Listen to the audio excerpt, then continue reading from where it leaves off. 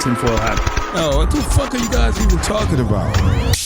Global controls will have to be imposed, and a world governing body will be created to enforce them. Welcome to Tinfoil Hat. We go deep, homeboy. Aaron, open your mind. Drink from the fountain of knowledge. There's lizard people everywhere. That's some interdimensional shit. Wake up, Aaron. This is only the beginning. Dude, you just blew my mind. Are you ready to get your mind blown? Here with Sam Tripoli. Tripoli. Dude, it's okay. So yeah, we decided it's okay, buddy. We decided just to do a podcast swap. So we're both going to play on a podcast. Doug Stanhope invented the Swapcast. I'm glad we decided to do that because shooting 2 in a row, it's like exhausted in the second. Whoever had the second one would have been a low energy. Yeah. We're like, oh, I got the podcast. shit out of Like, the I get stick. the first one. We're like the last guy in a swingers party. We're like, God. I gotta go last. That girl, right? the girl that just banged 1,000 Yeah. guys. You're like next. You're like, oh, it's sloppy. Who would do that? It's like, I know that girl gets criticized a lot, but those guys deserve to be criticized too. Yeah, but look at them. They don't really have a lot going on. Really? I think they did. I mean, they're just beat up dudes who just like are trying to. I don't know, man. Dude. If I show up and there was like 90 guys before me, it's like I'm leaving. I'm done. Even my worst, I would have been like, It's no, like I'm good. the Apple phone. You gotta get there earlier, or else you're gonna wait in line forever. There's some interesting people in this world. Yeah, so I'm glad we're doing a Swapcast. This is kind of how I blew up my show when it started. Tinfoil Hat was really nice guys like Doug Stanhope and Duncan Trussell would, I go, hey, man, let's do the Swapcast because Doug invented it. Because Doug's like, I don't want to do a bunch of shows. Let's just do one, and we both put it out. I'm like, that's the best idea ever. Yeah, no, I love the idea. Some people get like weird when you mention it. That's why I was thinking I'm going to see if you want to do one, and you came with the exact same idea. I'm like, oh, thank God. I don't want to shoot 2 back-to-back podcasts. We'll just both hit upload at the same time. Yeah, and we'll probably say some crazy shit and get canceled, both of us. And so I've been very blessed, dude, to do some wonderful gigs in my life. And one of the best gigs I ever did in my life was I was in Toronto with Joe Rogan when he did Messy Hall when you were fighting George St. Pierre. Yep. That was crazy, dude. right? And it was like I talk about like all the greatest sets I've ever seen in my life. Yeah. And, one of them is Dane Cook at this gig in LA called what was it? What was the gig called? It was Dublin's. It was this famous show that Jay Davis and Ahmed Ahmed ran, and it blew Dane Cook up. Like people would just go from everywhere, and it was the most amazing thing because comedians for 1 second were on the same level of celebrities and supermodels. That's a good place to be. Yeah, and I remember when Alonzo Bowden was up there and he was doing jokes about NSYNC and the room was quiet. And he goes, why are you guys getting quiet? And they're like, because they're in the room. Oh, right? shit. And it was like embarrassing, awkward. So Dane Cook, then I saw Burt Kreischer crush at the Comedy Store like I've never seen anybody crush before.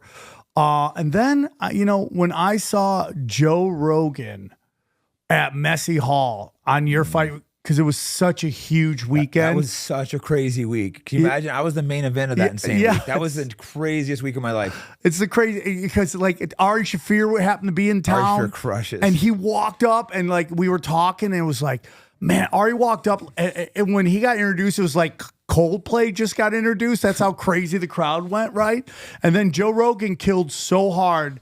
And I go, oh, this must have been what it was like to see like Sam Kinison at his prime, You know right? what I always give Joe a lot of credit for? He always has openers that just crush. I feel like some big stars wouldn't want to bring an opener. None of them do. They bring up the air conditioning units and hat racks. Exactly. When I see comedy, they usually bring up terrible openers, but Joe always brings someone that just kills right before him. But then he comes in and delivers too.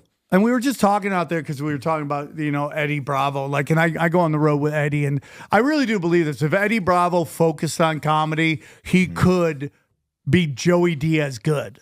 I've never watched Eddie B. I really need to see him. Oh, do you guys have any shows in Vegas or anything? Oh, we'll come out here. Yeah, I saw you at Skankfest. Yeah. That's so good. It's so much fun. Those guys are great too. It's like they went through the whole political correctness gauntlet and came out the other side, and now people fly to New York to kiss the ring of the Legion of Skanks, dude. Mm-hmm. But man, when I watched you like in that fight, it was like such craziness, and we were just talking about what like a killer you were. Mm-hmm. like the run you went on, it was so insane. Like you were taking out legends left and right. Oh, that was an insane run. You know, it was like 7 years I went, and it was just going through killers like Carlos Condit, Dan Henderson, Yushin Okami. It was just, but at that point in your life, you're just so laser focused. You're just like, that's all you're doing, you know? You have to be completely obsessed to be doing that. Once I started losing a little of the hunger, that's when you're like, oh, I'm going to get hurt. Yeah. But when you're doing that, it's like crazy. And that GSP fight, you know, walking out in front of 60,000 people live, it was like, I've never seen energy like that other than like when Diaz fought Conor McGregor. And just walk out, I go, holy shit. You know, I looked up. But it was also like when the UFC kind of took this quantum jump, right? Yeah, that fight was a big move forward for the UFC. It was the first one in Canada. Toronto's amazing, by the way. Maybe I'm just like biased because that event was up there and I was treated like no, treated it's like great. A god. Yeah, Americans hate on it so much, but man, Toronto is so much fun. Toronto is like what humanity is capable of when you don't spend 50 cents of every dollar on the military-industrial complex. And you just spend it on just like... They get free healthcare instead. Yeah, I know everything. our conservatives always bitch about it, but I'd rather have free healthcare than pay for Israel to bomb kids. Yeah, 100%. And if you study like why Israel is where Israel is, I mean, why we're going, okay, we're going to Israel already? No, okay, no, okay. We get there later. Soon. But when you study Canada, it's like their health system, and everyone's going to lose their mind, but their health system's built on keeping you healthy. Mm-hmm. Because, you know... it's free. They got to keep it down to keep and that's why you go there and the women are gorgeous. Their skin is beautiful. Women everywhere. They're smiling. Their teeth are great. Mm-hmm. And like even the most conservative Canadian is like an old school liberal, which is what I consider myself. Like I'm not a progressive in any way. And no. There's things I like conservative, but I wouldn't say I'm a conservative in any way. I relate more to libertarian than anything, but even that I'm not really into. Like I would say I'm anarchist, but I don't know if we could totally have an anarchist system. Yeah, I think a big part of the problem is classifying yourself in a political party because like, then you have to follow the crowd. Everything, I think, independently, I think you're the same. If you agree with everyone on something, you're not an independent thinker. And that's the problem with some of these Trumpers. Like, Trump's really good on some things, but his followers are like a cult. Whatever he says, they follow. And the people that hate him are the exact same way. Anything the opposite, they're like, they just scream and screech. It's just so weird. People can't look at someone individually and be like, this is good, this is bad. Yeah, and that's the way it should be, nuanced, right? Mm-hmm. It's like that's the most important when you're... You know, it's like I just made this new shirt, and it's that, you know, common sense is the new punk rock. Kind of is. Right? They have common sense above party, above, group think, above work, above everything. And like, it's really hard to get there. It's really hard because it does involve thinking. Mm-hmm. And, you know, what we've seen through social media and everything right now is just like kind of this push for stupid, the easily digestible. So once you start to introduce new data points, this is why people lose their minds. You know, when people are like, oh, there's anti-Semitism everywhere. Well, it's like there's hate everywhere all the time. But that's hate's unique and special when you specialize from it. There's no hate like anti-Semitism. Yeah. And you get into these people and you break it down. It's like, no, dude, you're not unique. It's just new to you because there were all these kind of like protected classes and it's not there anymore. No, exactly. People over cancel culture. Back to punk rock real quick. You mentioned that. Like me, I grew up listening to punk and I loved it. And then I watched all the guys I looked up to turn into complete f***ts during COVID. That was so disappointing. Other than John Joseph of the Cro-Mags, he was down as hell. He's my friend. Yeah, he's great. I love that guy. He's awesome. So he's a great true. interview too.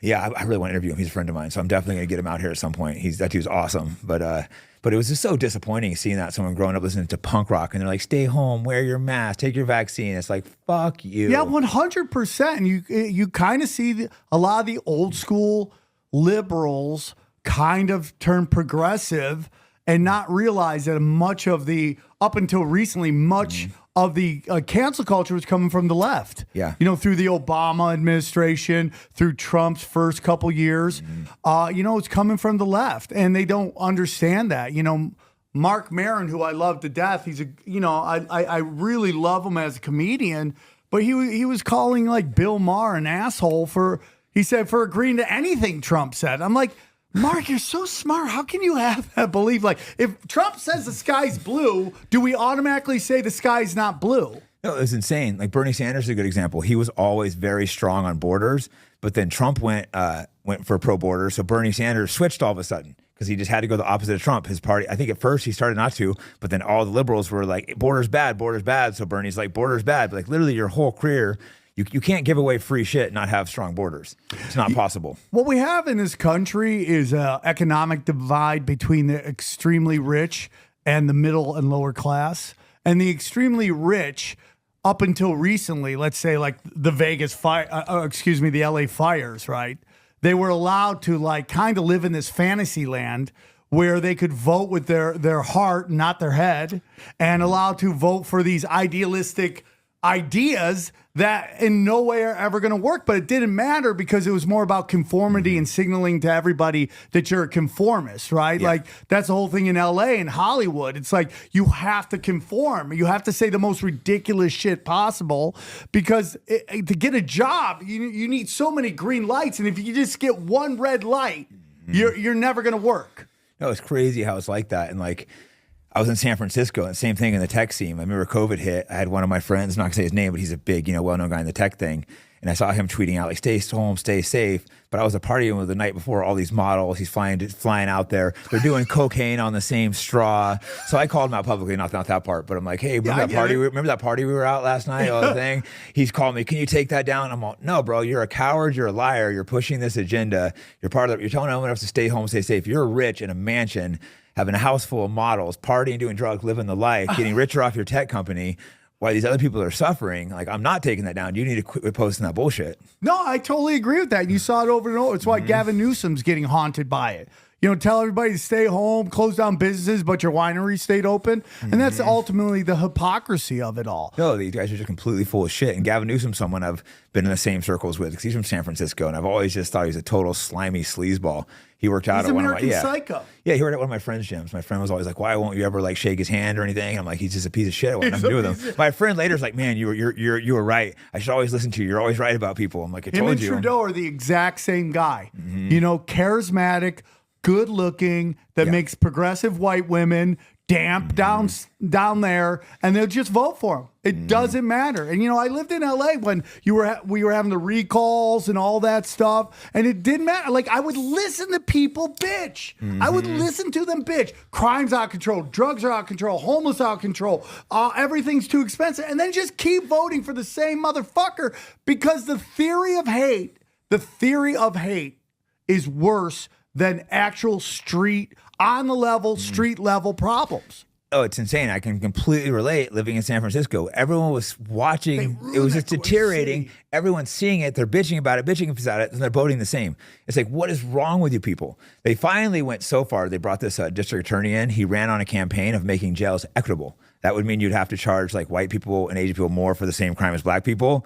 He was so bad they recalled him. Yeah, well, because it's ridiculous. Yeah. No, it was insane. It's like he literally didn't want to put black people in jail. His parents, they were actually not white. They, by weird coincidence. Yeah. I thought the guy was white before, but then I realized he wasn't. They joined a terrorist organization of a black terrorist organization to overthrow the government. They killed a bunch of cops. So his parents were in prison for literally killing cops. And this guy runs and becomes DA, and he runs on the camp, something Burdoin or something. They're part of the Weather Underground, his parents. Yeah. And then they joined some other organization. They literally killed cops.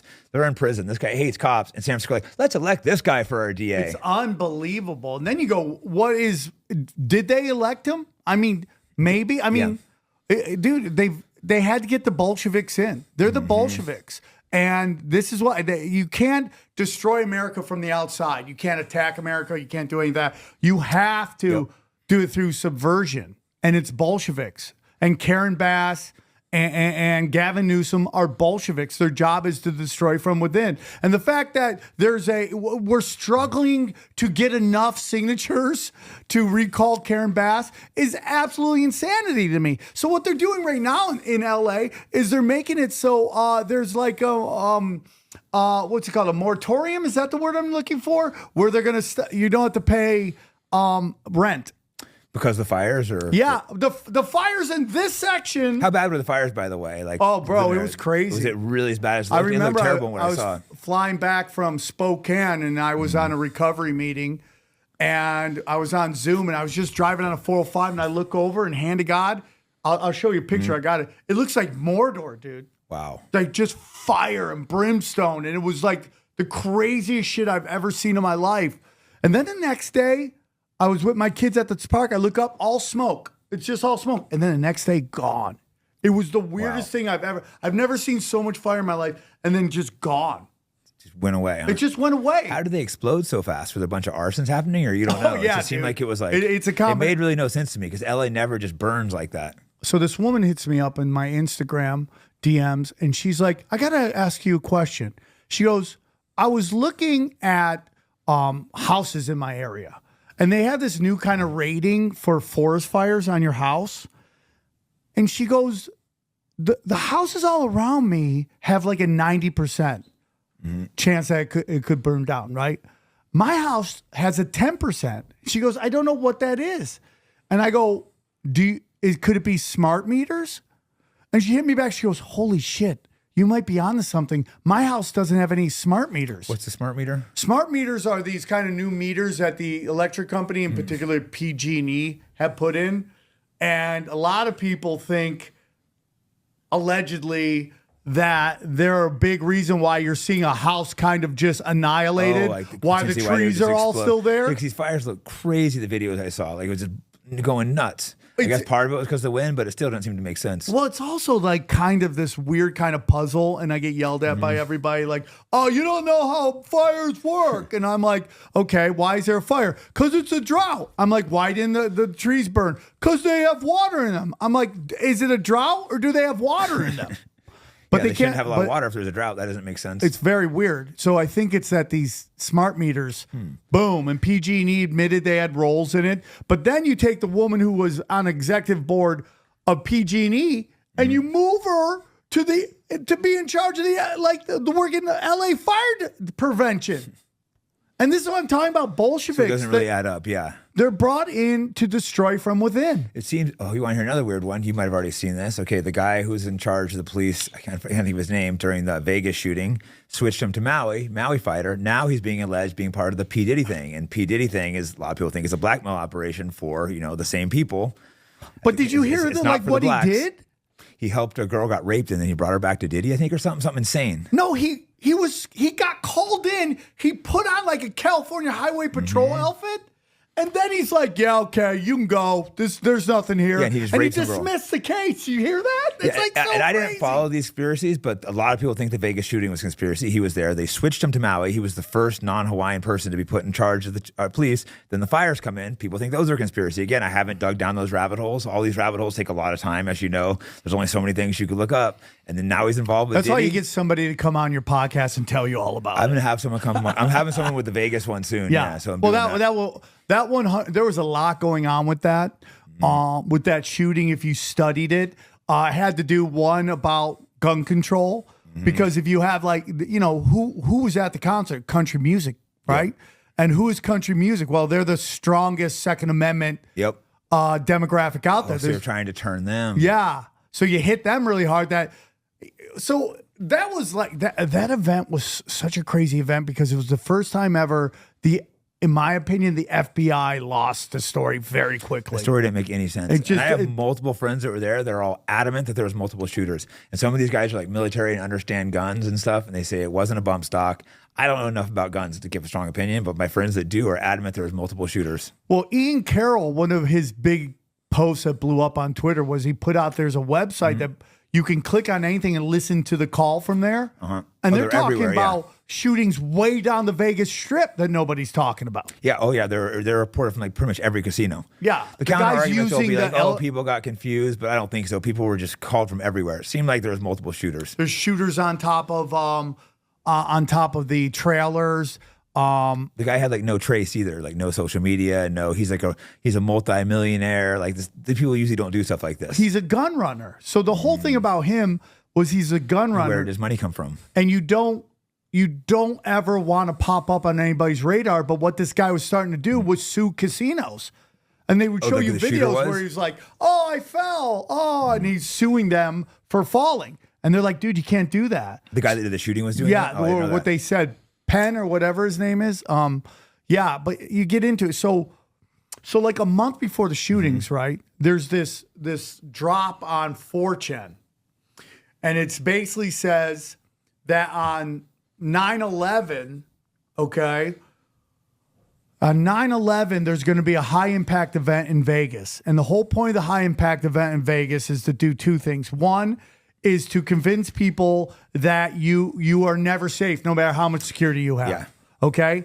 The second one is to bring in scanners into these hotels, body They scanners. want the body scanners. Right? So they're like, oh, dude, we got to make sure these, people bring guns and we got to have body scanners. So the guy says it's going to happen on 9/11, which was the next day. It didn't happen. Because in my humble opinion, he saw 10, he saw 1 0, he goes 91101, which he took as 9/11 on 2001. Yeah. But what I think what that number was Route 91 on 10/1, Interesting. which is the day the shooting happened. Well, there is stuff with the numbers. Well, one of the main guys in the company that sells the body scanners, he also helped write the Patriot Act. He's also a dual citizen with Israel. Oh yeah, for sure. So who is the oldest Zionist hotel owner? Strom, what was his name? Like, he passed away. He's the one that Adelson, right? Oh, that's the one that funds Trump. Yeah. Yeah, he was the guy who was basically had bought a big chunk of this body scanner America? company. Oh, that too. Well, I think this guy's name is like Chertoff or something. He was Michael Churoff. he was high up, and during 9/11, he was high up. He also had one of the body scanning things, and he also helped write the Patriot Act. Well, Michael Churoff's very interesting because He also got the Dancing Israelis released from prison. Yeah. So Michael Dual Churoff's citizen. father, I think I tweeted this to you because you had talked about who let go of the Israelis. You showed pictures of them, but People who don't know, the Dancing Israelis are Mossad agents that were caught celebrating after the towers went down, filming, dancing, high-fiving. my favorite part of that whole thing was like the pushback was like, "Show me where they're dancing." Like, Yeah. I'm like, Well, it's not literal. They destroyed all their footage. Well, it's not literal. Like, it's like people, right? As we're recording this is during the NCAA tournament, which is called the Big Dance. Nobody's dancing. They're playing basketball. But if they're filming the world, if they're it's high-fiving when the World Trade Centers are going down, that's and that's their biggest argument. Oh, show me where it says they're dancing. It's like, bro, it's not literally dancing. It was them celebrating. Hey guys, Jake Shields here. If you want to support Fight Back Podcast, our brand new sponsor is Think Zinc. They're a company that supports free speech and they're opposed to genocide. This is a 7-1 formula with all the highest grade vitamins and minerals. It has magnesium, zinc, vitamin E, vitamin C, and house and MCT oils. This is great for elite athletes and the common person. Methylene blue has been used for over 100 years for medical purposes and recently surged back into popularity. It has been shown to help repair brain tissue and improve memory, cognitive function, energy, and mood. Research suggests that methylene blue could have neuroprotective effects, possibly aiding in conditions like Alzheimer's, Parkinson's, and depression. Go to MerakiMedicinal.com and use the promo code FIGHTBACK for a discount. Yeah, Okay, so the guy that got them out, he's one of the main owners of the body scanning machines, and he's one of the writers of the Patriot Act. Well, his weird Michael coincidences. Churoff's father was a Talmud scholar, and his mother was basically even before Mossad. She was a Israeli agent who was a part of something called Operation Magic Carpet, which was she was smuggling Zionists into Palestine through this airline. That was she was playing it. She was a flight attendant, but she was flying them in. I'm sure it was just a coincidence. This guy got the Dancing Israelis out and wrote the Patriot Act and had the body scanner machine that he made billions of dollars off. Yeah, which is the big discussion right now. You know, it's like I have so many Jews in my life, and I love them so much. No, I do too. And People call they're me. That's the people. thing. Like guys like us aren't anti-Semitic, but we're looking at it and being like, Israel's completely fucking America, and you have to. There comes a point where you have to like stand up to that. Like I don't care if people call me. I'm not anti-Semitic. People call me that if I want. Well, by official definition, I am being critical of Israel and not believing certain stories. So there's one story we can't talk about. We can't put it on YouTube if we do. But that's the question is like, why can't you talk about I was having a discussion with a comedian on this, but I go, if you're okay with saying Islamic terrorist and making generalizations, if you're okay with saying Catholic pedophiles, Christian nationalists, why do Hindus shit in the street, right? Yeah. Or whatever it is, feel about whatever all group races, that is, Mexican elite, whatever you could say with zero pushback, right? Why why can't I say that about Islamic, like Talmud Zionist terrorists, Zionists? yeah, they were the original terrorists. It's not special treatment. It's just literal equality. One of those what the fuck moments for me is when someone sent me a graph of all the anti-white books, all the white people writing them, and then I realized they weren't white people writing them. It was all Jews writing anti-white books. That gets into it. It's just like, again, this is a small subset of group Jews, but it's still like they can write books bashing us. There's no other group. Listen, I love that. I wouldn't be here. You wouldn't even know who I am if it wasn't for Mitzi Shore. I'm not asking for. I'm not talking about special treatment. I'm just talking about equal treatment. Exactly. That's exactly what I'm at. I want equal treatment. That's it. Like I said, I still have lots of good Jewish friends that understand. I have a few Jewish friends that aren't happy with me. My girlfriend's Jewish. I've lived with her for 22 years. It's possibly man. anti-Semitic. You know, and even she like, and it's just like listen, it's like it sucks because I think people are getting fatigue already of this, which is really sad because what it is it's new data into a brainwashed, programmed paradigm. We've been programmed from a young age. Yes. Holocaust, Jews are the good guys. Well, that there's certain the terrorists are the bad guys. Protected classes, and you can't talk about them. You kind of realize everyone always did know. Oh, you can't say anything about Jews. You can't think about the Holocaust. That was the one thing. Like, oh no, you can't say anything about that. And you got ran out. Like even a conspiracy theory. What conspiracy theory? Oh, but don't mention the Holocaust. Yeah. So when this JFK thing drops, this file drop. Everything that's in there, people from our world have seen 1,000 times. We've already seen it. There's nothing new about it, but it's new to a lot of people. And the initial reaction was, oh, you're just blaming the Jews. I'm not. Oh, it's the Jews that did. I go, but it is Jews that have done it. I blame the Jews for what they've done. It is a segment of the people that did it. Exactly. It's Jews who did it, but like America's done bad things. They don't go, you hate Americans. Yeah, I criticize America all the time. The whole point is that the whole point is it's like if there is data and evidence that a foreign government and a foreign intelligence agency was involved, that needs to be discussed. It's a big fucking deal. And Ben Shapiro goes, who cares? You see the video of that one? So yeah, I was telling Tino here. It's like he's like, it happened a long time ago. I don't care. I'm like, Holocaust, Schmolocaust, then, right? It's like, who gives a shit? But it does. But it's just an interesting thing. It's like, I had a guest on who's breaking down the JFK assassination, and he was telling me that every year there is a giant event in Dallas in which everyone comes and they just all talk about, hey guys, real quick, the crypto market is doing great. I'm into some crazy ass coins. I love it. It's a lot of fun. And listen, if you don't know a lot about crypto, but you want to learn about crypto, I got to tell you about James McMahon and Copy My Crypto. Guys, does it piss you off to watch crypto fly up in price for over a decade and you've still done nothing about it? It makes sense. Crypto is complicated and really boring. Well, here's the good news. You don't need to know a thing about crypto to make money like so many have. The CopyMyCrypto.com membership site shows you the exact cryptos that YouTuber James McMahon personally owns, which means you just copy him. It's like having a big brother that knows exactly what he's doing. You don't need to know a thing you don't need to know a thing about crypto or how to invest. You just simply copy along. So let me tell you about James. He runs the Crypto with James YouTube channel, which has so many more subscribers, and this says 54,000. It's way past that. Okay, he's got a ton of subscribers. In the summer of 2020, he told his viewers to buy 26 cryptos. Had you put $100 in each one, it went on to be worth over 123,000. Of the 26 cryptos, his top pick of the year, the one he singled out, Phantom, went up 692 times. That happens, man. That one call alone has retired a number of people, including guys in their 20s and 30s. Remember, this is public knowledge. You can go to YouTube and verify yourself. So if you'd like to join the over 2,800 members who copy James, then pause what you're doing and head over to copymycrypto.com/tinfoil. That's copymycrypto.com/TFH. Okay. You'll not only find proof of everything I've said, but our viewers get full access for just $1. Yes, you missed out on crypto. Buy a little bit here and there, buy a little bit here and there. But there's over 2 million other cryptos. Do you really think you miss out on all of them? Nope.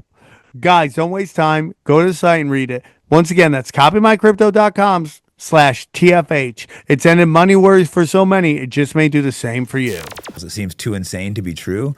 But you start digging and you start being like, oh man, like certain stuff I can say for sure. This stuff I don't have a strong opinion on, but you just start looking at it a little bit and you're like, man, shit might be crazier than we think. No, it is crazier than you think, and it's deeper than you think, and where we live is more special than you think. I always say this: conspiracy always leads to spirituality. Yeah, I know. Always. It kind of does, because I mean, clearly there's got to be. What else are they lying to you about? Plus, if there's evil, there's got to be good. You see the evil of certain people. 100%. There's got to be good, and demons and human sacrifice, and there has to be good and God too. So I have would this hope at theory, least. dude, that the United States didn't actually win the Revolutionary War, that it was presented as that, so that we would build everything up. And eventually they would come in.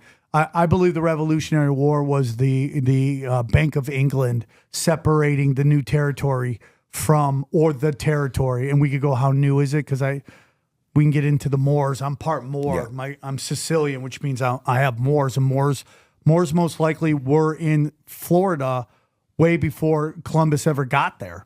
And there's a good argument and a good discussion that a lot of the slaves weren't brought here on boats, but they were actually bought. They were already here. They were Moors. Yeah, I've heard people say it. I haven't looked. I'm new to all the conspiracy It's theory great. stuff. You'll love it. But stuff I keep stumbling across keeps being true. So I'm like, oh my God, these people I thought were. I never really paid attention to politics. I was so focused on fighting. But then when you start seeing certain conspiracies that are definitely true, it makes you start questioning everything. So you start going deeper and deeper. By the way, I love your podcast. I just watched it a couple weeks ago. Thank you for When we listening. talked about coming on, I went and checked it out, and I love what you're doing. So Thank many you, dude. interesting guests, conspiracy stuff, but really interesting. That Catcher in the Rye I was listening to, that guy. Oh, yeah, that was so interesting. Well, that's it. I That's can't remember like- what guest that was, but that was like so interesting. He was getting Oh, into that the was Catcher I in can the get Rye, you on and your show too. he was talking about the Austin Killer and the Catcher in the Rye. It was like the trigger words in William it. Ramsey. Yeah, it was so great, interesting. great Yeah, I never heard of the guy, but that investigator. was such an interesting Anybody on my episode. show you want on your show, just hit me up and I'll connect Yeah, no, you. you got so many interesting guests. Like I'm trying to do a lot of different things, but some of that type of conspiracy stuff. I think it's good to mix it around. But yeah. so when we look at the Middle East, right? We look into like, do you know that all the territories or the borders of all of the Middle Eastern countries were not made by the Middle Eastern countries? I didn't know that. Yeah, They were made by Britain. Yep. And they were written up terribly. They tried to make it. I think it was a girl, right? They tried giving her a movie like what a hero, what a great job. She did such a terrible job. So she breaks them all up, and you really study. If you study Saudi Arabia, it's a very interesting story. The Saudis were nomads. They were just roamers, and the international banking cabal discovers oil below them. So they go to them. They go, "Hey, man, can we make a deal with you? We'll set up the apparatus in which you can extract your oil. You just have to agree to a couple things." They go, "You can charge anything you want for oil. We don't care. You just have to agree to a couple things. One you have to do is deposit all your money into our banks at a 50-year fix. Deposit, not just interest. Deposit, meaning they can't pull it out for 50 years. All right? And then on top of that, you have to invest in America. You have to buy stuff in America." So the Saudis, they don't know, they're new to this. They're like, "Yeah, let's do it," right? So anyways, so they set up the apparatus to pull the oil. They're pumping the oil everywhere. And, because you want to control the Saudis. Why? Because Saudis control Mecca. And Mecca which is the controls Holy Land Islam. for Islam. Right? And then there's a black cube right there in the middle of The it. black cube thing, I'm trying to figure that out. That's a little puzzling. That's I where haven't you get gone into the down- black I know there's a nobility, huge rabbit hole dude. there, but I haven't gone down that one yet. That's the Babylonians right there. That's Babylonian sorcery. What is that? right What there. that represents the black cube? Yeah. Oh, even like New York, they have a black cube up. Like you see Yeah. random places like black cubes. You're like, what the hell? Yeah. Why is this black cube here? It's super interesting. Mecca's One a of the black cube, intelligence wow. agencies at 9/11 was Black Cube Intelligence, which is a privatized Mossad agency Right, black that cubes did are not good. show Yeah. up on 9/11 that day. It which happened to not amazing. go work with Lucky Yeah, Larry, lucky them. Larry and all the guys that happened to just not go to work that day. Good So luck. you study what happened was, okay, so they're extracting soil, and all of a sudden the price of oil just shoots up because the Saudis are like, it's $3 or whatever it is, and everyone's like, what the fuck? Oh, and then they come up with all these crazy reasons for why gas goes up and never goes back down. It just keeps going up because they make up the number. They remember when there's this whole thing with peak oil. And we're going to run out of oil. I think remember like 20 years ago, we're going to run out of oil in 20 years. It's been 20 years. Oil, I believe, is God given and it's replenishing, and so they'll never run out. So you have this thing. So they locked it in. What they would take with the Saudi money is they would start running the IMF would start loaning out money to these third world countries with these insane criteria to pay it back. So and you were never meant to pay it back. Basically, yeah. So because the whole deal was if you default on this loan, we're going to take all your natural and resources. This was being done by international bankers more than a country. Forever. But the IMF, that's like international bankers, yes, right? Not necessarily a country. It's called the like International Monetary Fund. Yeah, they're a big problem. I know. They're like during COVID. I know they were like, who was it? One of those presidents didn't want to shut down, so they offered him like millions or $1 billion to shut down, like to bribe him to close his country down. Yep. Who was that? Belarus or one of those? I can't remember. I could be wrong with the country. Well, they assassinated half the African country leaders that wouldn't do it. They just went in there and assassinated them. Yeah. So they lend out the money. The money gets lent out, and after a while, these banks, these countries, like, we're not paying you back. This is a ridiculous thing. So it means they default on the loan. Well, then the bank goes to the Saudis. Hey, all your money's gone. These people aren't paying back the money. Yeah. And they freak out. So what do? Because part of their deal was they had to buy all this, invest in America. They bought a bunch of farmland. And now they sell it because they got people at home they got to take care of. Yeah. They sell all the land. What happens to the price of land? Goes up. Boom. Oh, damn. It just... Because so much is being sold. Yeah. So it bottomed out. And then guess what happens? The banks come in and buy it on pennies on the dollar. They purposely caused it to crash. Yeah. Well, that's what's scary with BlackRock. They're buying all the homes. That means they can manipulate. They already can manipulate the stock market, Bitcoin. They want to be able to manipulate all the markets. They can crash the economy if they want. They can crash the housing market, or they can spike the housing market. Yeah. They can afford to lose money and just buy all these houses up over budget. They're coming in just paying over offer. Which goes back to what I was talking about, them saying that you don't have to pay rent. So not saying you don't have to pay your mortgage, because they want these guys to be like, I can't pay my mortgage. I have to sell pennies on the dollar. They want you to own nothing and be happy. Yeah, their own words. 100%. You'll own nothing and be happy. They don't even hide it. 100%. And that's what they do over and over again. Every war is a banker war. If you study the Iran hostage situation, that had nothing to do with hostages. That had everything to do with Chase Bank had given the had made a deal with Mossadegh. No, Mossadegh was a good guy. I pronounced his name wrong. It was the Shah. They had made a deal with the Shah, and the Shah didn't go through the proper avenues to take the money, because when the bankers loan money, they want corrupt guys in, so they'll just keep the money and then they default on the loan. When Mossadegh gets in, I probably pronounced his name wrong, he gets in because he was duly elected. He looks at the deals, he goes, these deals, this didn't go through the proper channels.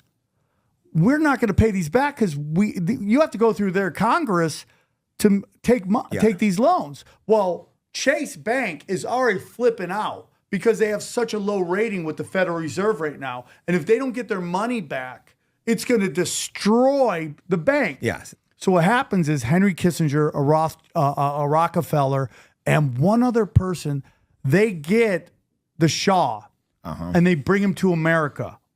Okay? They bring him to America. Well, the Iranians are pissed because they just voted him out. And they're like, hey, man, if you try to install him again, we're going to take hostages at your embassy. So what they did is people don't know this, is they went in and they took hostages for 3 days just to show them they could do it. Yeah. And Chase Bank wanted that because Jimmy Carter has just gotten in and didn't know how to do jack shit with diplomacy on an international level. And they wanted them to they want Jimmy Carter to basically put sanctions on Iran. Yes, it's crazy. Unfortunately, I don't remember the details, but my dad was a Green Beret and he was stationed in Iran doing stuff, I believe, for the Shah. I wish I would know details because he's passed away now. And he was very anti-American government because he was doing what he felt was really bad, terrible things, And it's just, I said, I wish I would have got all the stories from him. I was a kid. I'm just like, oh, who cares? But he was doing things that he felt were really unconscionable and bad for Iran, for the Shah, I believe. Well, if you study, like, people are always like, oh, these fucking muzzies. I fucking hate these muzzies.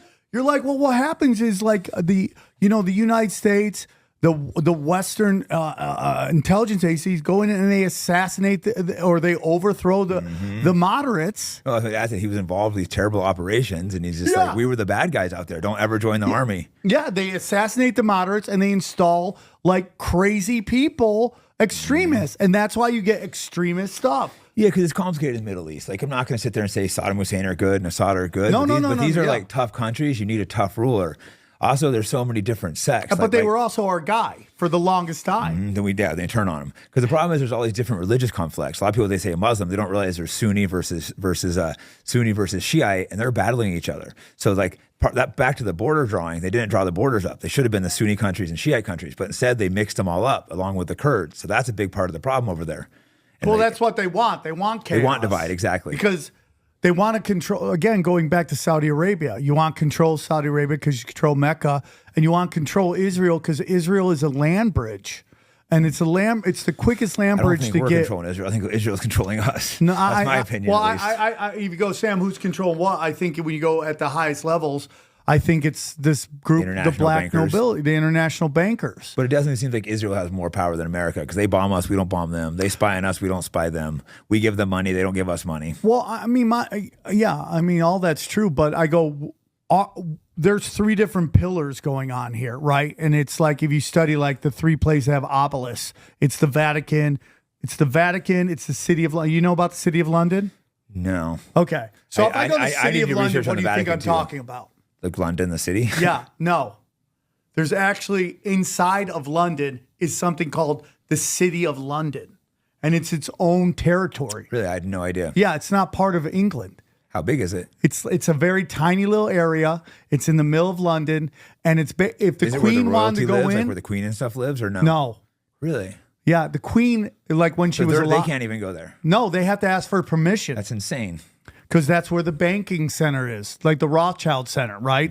So so we have the Vatican, which is religion. You have the City of London, which is money, and Washington D.C., which is its own sovereign territory. It's so funny. They're always like, "We gotta make Washington D.C. a 51st state. Gotta make it territory." It's never gonna happen because it is a sovereign land and what will happen to America is what they want us to be is the military branch. Of this three. You want America to fight their wars. That's why we have military bases everywhere. So City of London controls the money. The Vatican controls religion. Those are the three ways you control everybody.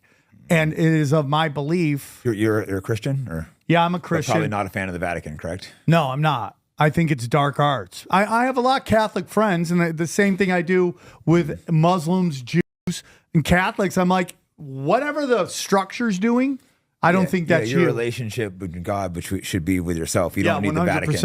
And I haven't done research on the Vatican. I really need to do some digging in the Vatican because it does seem like there's some dark stuff going on there. Yeah, I mean, it's super. I need to listen. Any group, anytime you go up the power structure of the pyramid, it gets more and more psychopath. And that's my whole thing. Whatever the group is, you have to recognize that the people at the top don't have your best interest. Yeah, and it's the people that think they do are complete morons. Yeah, Trump's gonna save us. Again, that's my argument. I got him with a buddy of mine when we're just like, you're just circling the wagons. That's what our friends do. They circle wagons around anybody accused of anything, and they're like they gaslight you into believing that it's anti-Semitism. You're like, no, it's really not. I think a lot of these Jews are manipulating too. These people at the top, they want the Jews. I think everyone hates them because of this. Because a lot of these guys, it's driven in their head that, everyone hates us. Everyone hates us.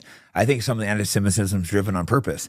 They There's probably a lot of bots on Twitter pushing it. Like laughing at dead kids and Rabbi Shmuley dancing around. Look at that guy. It's hard not to be anti-Semitic when you see Rabbi Shmuley. He's just a crazy person, and he's got the weirdest skin, which is a window into your soul. But it's weird. He has some power too, though, because all the celebrities, politicians, he's a complete moron, but they all go bow to him. So he has some serious power behind him somewhere. Yeah, I mean, because it's kind of like Jesse Jackson and Al Sharpton. Like he could call for boycotts.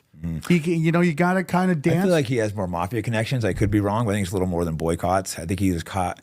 He was suspected of gun running. I mean, some people think he killed Michael Jackson. I'm obviously not going to say that, but I know a lot of people, that's a theory. Well, I mean, I wouldn't doubt it. I mean, I don't know the specifics of that. That's a very bold statement. It's not true. I've just heard people say that. I mean, Candace Owens, I think, has said that, right? I'm not sure. Dude, did you see that Candace? When she said the French, I thought she was insane. She's like, yeah, the French president's wife's a dude. I'm like, oh my God, this is embarrassing. I looked it up. I looked it up. Did you watch that story? Yeah. She didn't do the investigating. She had these journalists that spent years investigating it. Holy shit, dude. It's like they did some good journalist work. I think it's a dude. No, it's even crazier. It could be his dad. Yeah, it's insane. I mean, when I that's first as heard the story, I'm crazy like, as it oh my gets. God, Candace has lost it. But then I finally went and watched, and I'm like, what the fuck? Yes, because the wife, whatever Bridget Marcone, her brother has a son, right? That looks exactly like Marcone. I didn't watch the whole thing, but what I did watch was it was so insane and mind blowing. I was just like, wow. Yeah, and it's crazy. People that think it's crazy should go watch it, and then before you laugh at it and mock it, if you're gonna do that, go and watch it. Because people see the problem that we have and I know you're now getting into conspiracies, but the people who want to do truth is that we're battling people that project themselves on the people they don't know, right?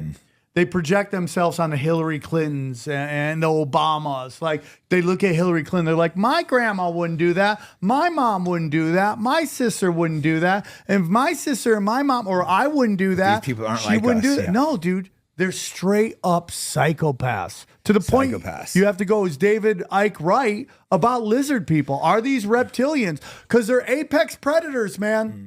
There are apex predators marching around us. And that's why nobody ever goes to jail. That's why no one ever gets. When was the last time someone got thrown in jail? I think it was for Iran-Contra. That's it. Yeah, no, these guys never go to jail. They get free stuff and just sick, weird stuff like Pizzagate. It's all bullshit. But then you go and look at like Tony Podesta's art. Imagine if you walked to one of your friends and they had that art of little like kidnapped kids, like handcuffed, and like you'd be like, what the fuck? I'm getting out of here. But these guys are the biggest elites in Hollywood, and they have this weird art in their home. And you probably like seen some of the Instagram posts these guys were making with little kids tied up and like making clearly pedophile jokes, and it's clearly the pedophile sign on their place. And it's Yeah, like, 100%. And like, when Pizzagate kind of came out, that's when my separation from a lot of people in Hollywood began to happen. Because I'm like, they're hurting kids, and everyone would be like, dude, you're a conspiracy theorist, you're crazy. Yeah, But yeah. man, that was a dark night when I went down. I spent like 3 or 4 days going down pizza, and man, I had to stop because Well, you know what's interesting it is freaked like me out. I realized that it was real when I discovered that the guy who shot up Comic Ping Pong, his father was his father had like some kids film production company called like Forever Young. Wow. It was like really So he was there to uncomfortable. shut it down. And, They could dude- use him to blacklist it, to ban it from everything. So he was used to shut it down. And dude, his dad worked with the Clinton Foundation on Habitat for Haitian Orphans. So I'm like, oh, dude, there's a straight connection to man. it. So he walks in, he shoots up what? The server. He just shoots the computer, goes to jail, gets out. Guess what? Well, he's already out. So Dead. that was all He's this- dead. They that was killed him in a setup to get shootout. people so they would stop talking about it. It's like, see these crazy conspiracy Yeah. theorist people. Yeah. But no, there's definitely something with Pizzagate. Now, some of it might have got added in, like the basement and stuff. But like all like the No, emails. but in the article, he talks about the basement. He talks about the canned goods are in the basement. Well, I know a guy who was emailing the Afonso guy or whatever. I don't know if this guy was gay or pretending to be gay, good looking guy going back and forth. And he got him saying some pretty crazy pedo shit. He sent me all the things, and like he's not a big name. He might want to expose these. He didn't go. He just he started dabbling it. Then he pulled away, but you could see for a second he started like emitting a little pedo stuff, and then all of a sudden he like kind of freaked out and pulled away. I realized maybe it was a setup. It's like but his for a name is second like he started French admitting for that it was kid like lover or good, and something yeah, like no, that. exactly. It was just like, It's like really weird. no, I should get this guy's fucking messages, and they're pretty crazy. It's like a long thing, but there's a second where he starts basically admitting he's a pedo, then he backs up real quick, like, oh no, that's not true. Well, it's basically the initiation into the highest levels of power. You know, it used to be if you cheated on your wife, they could blackmail you with that. Then it was if you're gay, they can blackmail you with that. Now they want you Now fucking a kid. everybody's like chill. Now they have to do the kid stuff.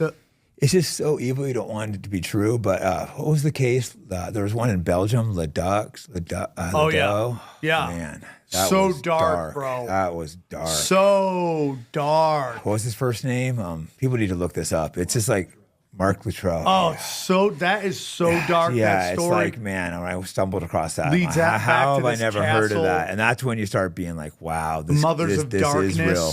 He was like torturing and killing kids, and there was clearly multiple people involved. There were multiple sheriffs for arrest. The guy who got promoted to, I think it was the chief of police, he was in there. They could hear kids screaming. The guy had already been kidnapped for screaming, and other people like, there's kids in there. And the guy's like, shut up, and pulled him out of there. It's this huge cover up. All the victims said there was like multiple high level people involved. All the torture dungeons had like tons of different hairs found. Yeah. There was giant like riots and protests over Belgium because it was covered up. I think like 20 people died that were like witnesses on it. The judge got changed because the judge was like who wanted to test all the hairs. It was this giant, massive cover up of the police of Belgium that were tortured. This is 100% proven that kids were being tortured and killed and raped. And it was all, even the guy, he said he was just a pawn, being like that there was higher ups, that he was just kidnapping them and killing them. But the first time he got arrested, I think he'd kidnapped multiple 5 or 6 kids and tortured them and raped them, but didn't kill any. And he did like a year or 2 in jail. I mean, if like you an even Epstein, you start watching about seeing all these hot teachers getting busted, right, for hooking up. That's just low level shit. Yeah, they want you to think they're doing something, so they arrest low level people. All the people getting arrested are just low levels. Just so we're working on it, we're fighting against it. It's like, no, dude. It's the highest levels. And then Hillary Clinton in 2019 had like 5 or 6 people get busted and be not just busted, but on trial for child sex trafficking, and nobody said anything. Like the John of God, El Chapo was that, the Nexium, Jeffrey Epstein. There was one more I forget that she was involved with, but like that's just 1 year. Yeah, and there's like the body count. I haven't done research on that either, but that seems like it's a little bit like real. That kid, the Clinton body count. It's 90 people. No, people think it can't be true because it sounds too wild. But then you see like the Lido in Belgium, which 100% is real. So if that can be real, why can't that same evil? It just seems too evil to grasp, I think, for a normal person. Yeah, people can't. And be careful looking that story up. It shakes don't you, look, especially anyone that has children. It's like it's dark. I had a disconnect with people I was working with in LA because I would be like, you guys, dude, they're hurting people. They're hurting children. And, this one guy goes, hey, dude, you have more integrity than I do. And I go, yeah, man.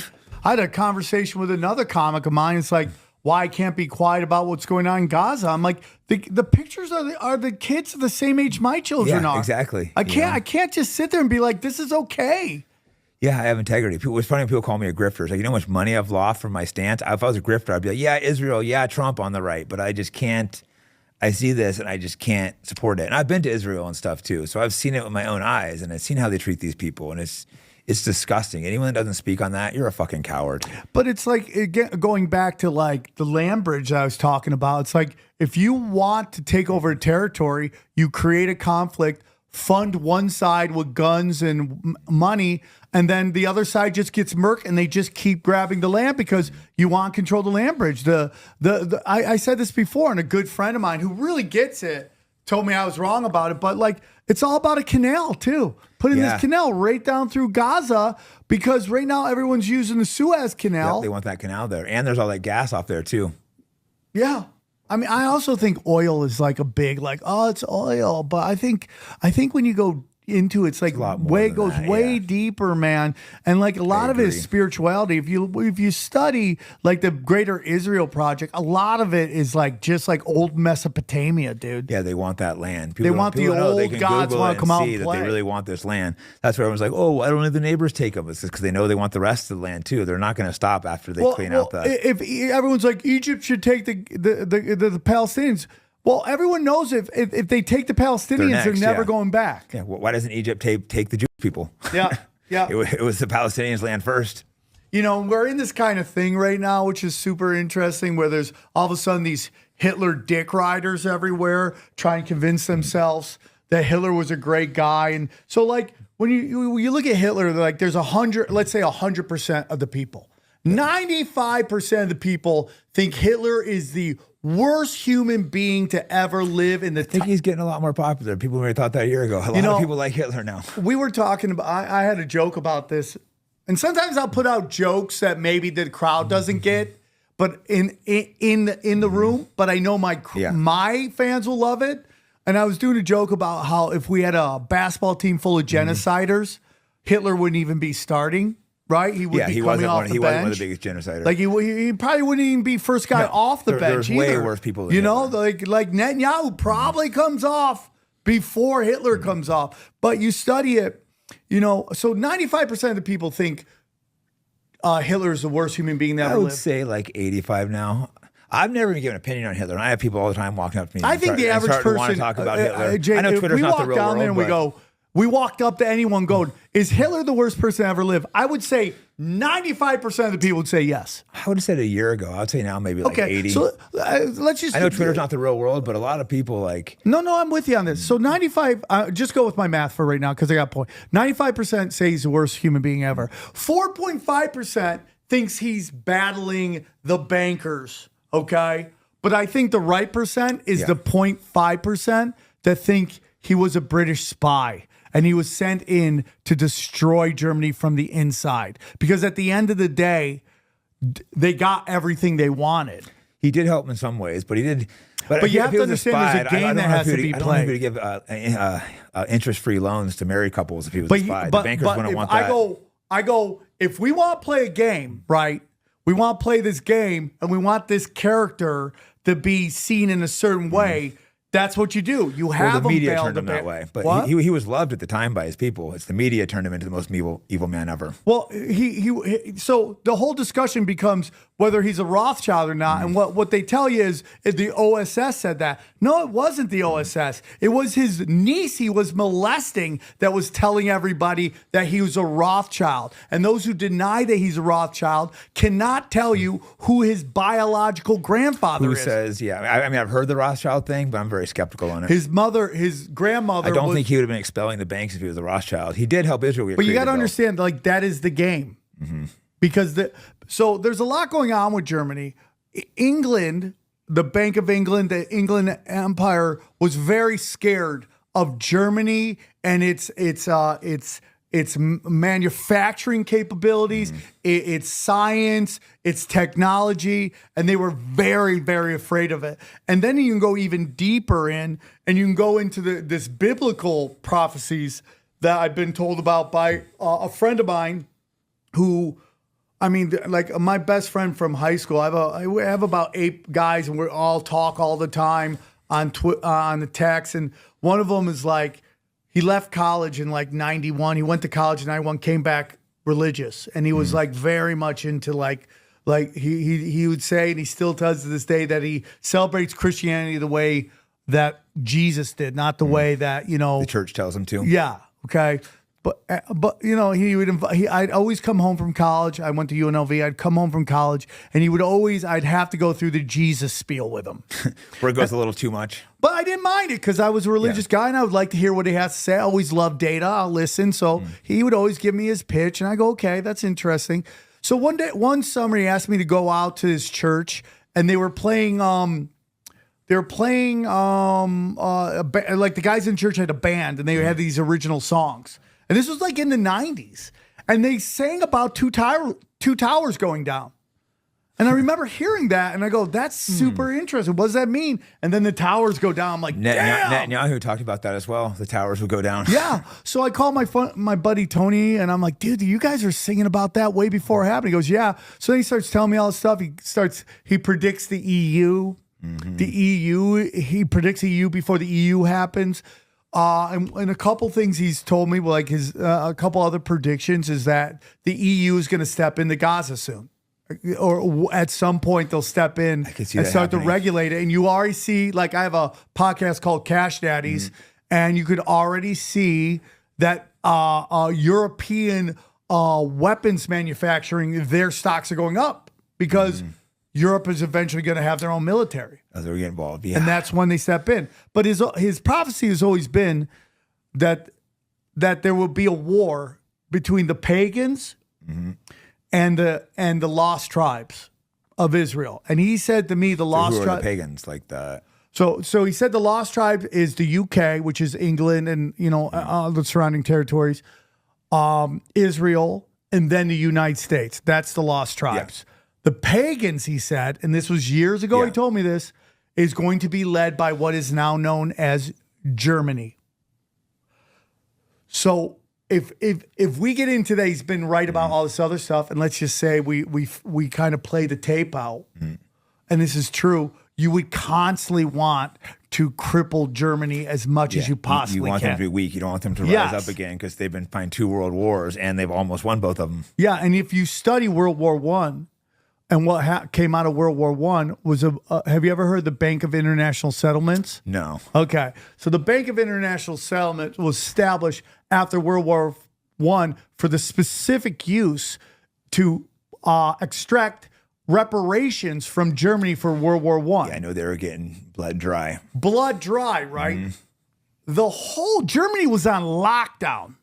Lockdown by the international community because of World War One. World War One was all about basically crippling the Ottoman Empire that controlled the territory of Israel. And they wouldn't just give it up. So they had to cripple them. That's where they got the Balfour Declaration. Yeah, right? And again, my whole theory is that that's all and then this is where I'm going to get murdered by everybody, but that's all theater. It's all theater. I still think England runs everything. I think the black nobility and all of them, I think they still run everything. Yeah, I'm willing to look at stuff, but everything I see points towards Israel. No, I get it. I get it. And they put guys on TV and be like, Mossad, we're the ones we're the producers. No, the I seen that. But that's what you want. You want a low hanging fruit boogeyman. I think there are people we don't know about, so I'm willing to look at all. So I'm still trying to figure stuff out. I know I don't have it all figured out, and I'm trying to figure it out. But I can Germany, you get into Germany, you get into Hitler. There's a painting of him, and they'll tell you it's a fake painting. But there's a painting of him. He made the painting of him in Tavistock. Tavistock is where MK Ultra came from, and him and Hess in 1913 were in Tavistock. He was a MK Ultra. But the people that did MK Ultra, they were all Jewish. Yeah, I mean they were. I mean there was a lot of that going on. I think there's a lot of like Scottish Freemasons involved and all that stuff. But they were on lockdown. If you look who was funding Hitler, okay, through this group, it was called IB Farben, I think it is. Is it no IG Farben? Sorry guys, Faben, IG Farben, Faben, something like that. They were basically the corporation that rebuilt Germany's military. They were a big part of the rebuilding of Germany's military. They had a United States board on their company. On that board were giant American corporations. Yeah. In particular, the Federal Reserves or the centralized banks of the Federal Reserves of New York City was on there. You saw giant bankers. They were basically funding they usually Hitler. fund both sides, though. Yeah. So, like I said, I'm new to studying World War II history, but I think it's much more complex than I was originally thought. I'm not one of these, like, 100%. The problem is both sides are showing propaganda. One side wants to be like Hitler's the greatest guy that ever lived. The other side wants to say he's the most evil guy that ever lived. Yeah. I think it's really somewhere in the middle. But if you study, have you ever? This is the linchpin that makes me think there's more going on, and his name is Martin Bormann. Have you ever heard of Martin Bormann? No. Nobody's heard. This is how hidden the story is. Martin Bormann was basically, after Hess disappears, he was Hitler's right-hand man. And Martin Bormann was basically described as Dick Cheney with less personality. Oh, Jesus. Less That sounds charisma. awful. Yeah. So when you study everything that he did, like, he basically set up the entire apparatus for how corporations work in the world. And the Bilderberg Group was basically Martin Bormann's Nazi organizations and Western bank corporations coming together to work together. What about him trying to end usury, though? Wouldn't that be against people? Like, he was giving married couples, they would get loans with no interest. But They'd get to free me, homes that's if all they had theater kids. to set it Could up. be. To set it up, to get everyone To get behind popular him, with and his then you people. cripple and destroy him. Because my belief is Hitler died peacefully in Latin America. You don't think he killed himself there? No. Where do they say he went to? They say he went to Argentina. And there's a hotel in Argentina that almost every president goes to on secrecy. There. Oh, really? Yes. So, why did England want war with Germany so bad? Because they wanted to cripple Germany. They thought Germany was going to be a manufacturing rival to them, and they couldn't compete with them. Yeah, because it's crazy when I saw that Hitler was the one that kept trying to do peace deals and Germany refused to. Yep. And then, so you get into everybody, they're like, oh, he killed millions of people. I'm like, you're putting all the deaths on Hitler. Yeah. Winston Churchill was a scumbag too. Oh, for sure. I know some guy said that in Joe Rogan's podcast. Everyone was freaking out. Yeah. And it's like, oh, you can't talk. We should be able to have these conversations and try to figure out the truth. You can't figure out the truth if you can't have these conversations out. Be like, oh, I can't say Hitler might have done a good thing, or Winston Churchill might have done a bad thing. Like I said, I'm trying to get the truth, not push propaganda. And why did the Nazis make a deal with the German Zionists? Yeah, that gets complex because Hitler speaks pro-Palestine, but then he made a deal to send them out there. I don't think he was happy about it, but he was trying to. And I'm skeptical of that, but it's possible. Yeah, I mean, listen, anything's possible. You start realizing I'm willing to look at anything now. I've seen so many things that I thought originally were bullshit, and I've actually gone and looked, and I've been like, holy shit, it's right. That's why I try to stay open-minded. But you also got to get to a point where you realize that the best way to fight the globalists is to be local into yourself. Because you can get lost. Like I was starting to get a little lost in like the Yemen shit and the Syrian and I had to stop going to the Telegram channels and stuff, watching kids getting killed. Yeah, I was like really, it starts going bad for your mental health, watching kids getting killed every day and stuff. Like, oh, I got to stop. First, you have to take care of your family, then your community, then you can help others. No, 100%, and you have to be an example for others. That's the only way it works. So when I do shows and people come up to me and they're like, hey man, you really helped me change my life. Like that's worth more than anything, because it's like, because I have vices, and I'm a drug addict. I have sex addictions. I'm pretty honest with it, because I don't want to lie to people. I've battled with sex addiction. Was probably the one I battled with the most. Thankfully, I beat that. But it's like that's drug. I've liked drugs, but I never had drug addiction. I was always able to. I was doing drugs because I was with girls. Yeah, I mean, well, yeah, it's like. What was your drug of choice? Well, it started out as alcohol, then it got to cocaine, and then crystal meth cured me of my coke problem. So, You're like, this cocaine shit. Yeah. You're like, dude, this is for peasants. Yeah, this shit's weak. And then I got off of that. I had kids, and I got off it, and it's like I haven't looked back, and. So I'm like really honest with my fans. Dude, I'm functionally illiterate. It's good to be honest. It's good to be honest. Honestly, you don't have to lie and remember what you said. It's just good to be honest. Like I've fucked up a lot in the past. I try to do better. I'm gonna fuck up again in the future. But I've done all you can do is try to be a better person. Yeah, that's it, man. And I would tell people don't do crystal meth. I've done that a couple times when I was young, and the high's great, but the come down's not. Yo, dude, it's awful. But it's like. I would go to I went to a thaerapist for a short time, and because speed and sex addiction is like peanut butter and jelly. I hear those mix really bad. Thankfully, I was doing that before I could get any pussy. Yeah, dude, it made the worst things the best, no, bro. You're like, this is the sex. I was setting high scores on Pornhub. I was like, dude, my favorites list was like 70 pages deep. I'm like, saw it, and you just like it's low vibrational. It's like either you're getting closer to God or farther from God. Yeah, no, you're 100% right. And like I said, I have friends that have done like the crystal and the sex, and they've fallen into that, and they say they can lose it in that. And the porn, that's such a low vibration thing. 100%. And it's like you can do it. I would never call, because if you outlaw porn, if you start doing it often, you have a problem. If you rare occasions, it's not going to hurt you. If you're watching porn all the time, because it's not real. Mm-hmm. It's just not real. And this is kind of something we're getting into where.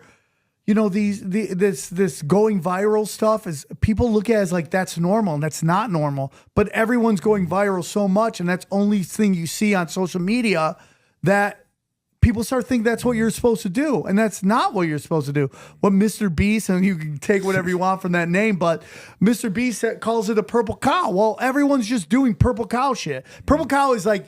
You never see a purple cow. If you see a purple cow, that's the first time you ever seen a purple cow. And he tries to do only purple cows. They're trying to one-up each other. Do something ridiculous just to go viral. For the sake of going viral. But you're making a fucking clown out of yourself. Yeah, and guys go viral through violence and stupidity, and women go viral through sex. And it just keeps getting crazier and crazier. I do think the younger generation is a little better than us. They're like actually, I think, having less sex, pushing it less. Not all of them, but I hear some of the young people. You're right, dude. I'm like surprised because when you're young, it was all about, how can we chase girls? Like, you're competing with your friends. I don't think they're doing that the same. So I think it's maybe a positive thing. Well, I think that it's the best time ever. People can hate Twitter all they want and it's toxic all they want. But I'm like, I really do believe it is the greatest town square we've ever seen. It's like a global brain. It makes it harder for them to lie because we can get stuff like that. You It's present your preservation. idea and I've you made find great, out great real friends quick. there. It's like, I think it's great if used right. You got to be careful not to use it too much. I've been like, all right, I got to cut my Twitter time back. You got to cut back a little bit. I was getting paid good for a second, but you want to cut my pay. It's probably a good thing. It's like before I could use it, like, oh, I'm making good money on here. I can tweet. But it's like, it's the, I get in fights with good friends of mine. They're like, dude, there's so much lying on there. I go, that's the mainstream media. They lied us in. Yeah, they lie more than Twitter.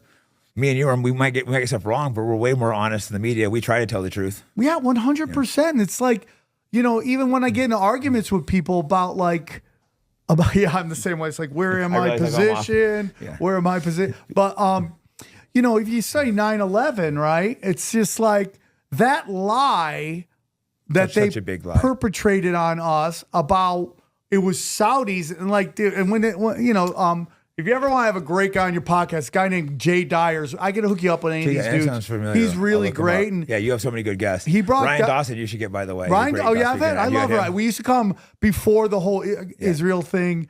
Before October 7th, we call him Ray from Tokyo, China. That's his name. He's a little crazy, but man, he's a encyclopedia of information. He's great. I love him very much. I get along with him great. I know a lot of people have trouble getting along with him, but I love him, dude. I don't agree with him on everything, but that's okay. Yeah, you don't have to. That's either way. I either know a lot of deep in the people conspiracy struggle or not, in the not. But going back to 9/11, it's like, we got sold a lie on it, and I had an argument with a guy. I'm like, dude, you really believe that a bunch of sand people who couldn't even land a fucking personal plane pulled some Luke Skywalker going up against a Death Star bullshit?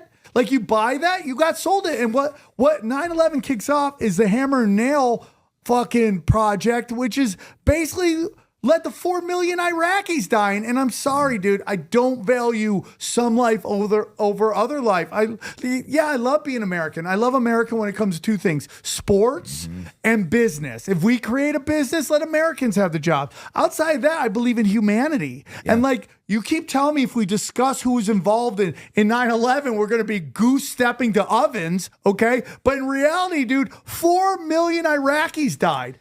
That's not including Afghanistan. It's crazy how many Americans make excuse for like dead Muslim kids and just laugh like it's no thing. It's disgusts crazy me. Like, to me, dude. I've been to these countries. They're great people. People are like, oh, these guys hate you and stuff. It's like, no, they don't. They're like, they have the same humanity as we do. I've traveled the whole world. You probably have too. You realize people are the same all around the world. There's a slight cultural difference and stuff, but they're like, humans are humans. So I used to do a lot of USO events and other variations of that military entertainment, right? And man, I went to Afghanistan and like we went to the markets and I learned like so much. First of all, I'm like, why are we in this fucking litter box? Like, this is their world. Okay. They want this land. Yeah. Why are we here? Yeah. And two, let them run it how they want. Why should we tell them how to run their 100? And then it's like, their own culture. They're just people. They want to laugh. They want to get laid once in a while. They want to raise their family. 99%, literally 99% of the population just wants to have fun, get married, get laid, have kids, leave their kids something. And it's 1% of these apex predators who are just always hunting all the time. They never stop hunting. The prey just wants to eat, live, laugh, have a good time. They're always hunting. No, it's like screw. A small percentage of people they're demons, maybe literally. Yeah, no, they worship a dark god. I think they do. I would have thought that was crazy a year ago, but I just think they are worshiping some dark spirit. It's a spiritual war. Yeah, I actually might go to Afghanistan. I have some friends out there that are tied. They have friends in the Taliban and stuff, and I might go out there and interview some. Well, they might be out of business because of USA Aid. They might not be.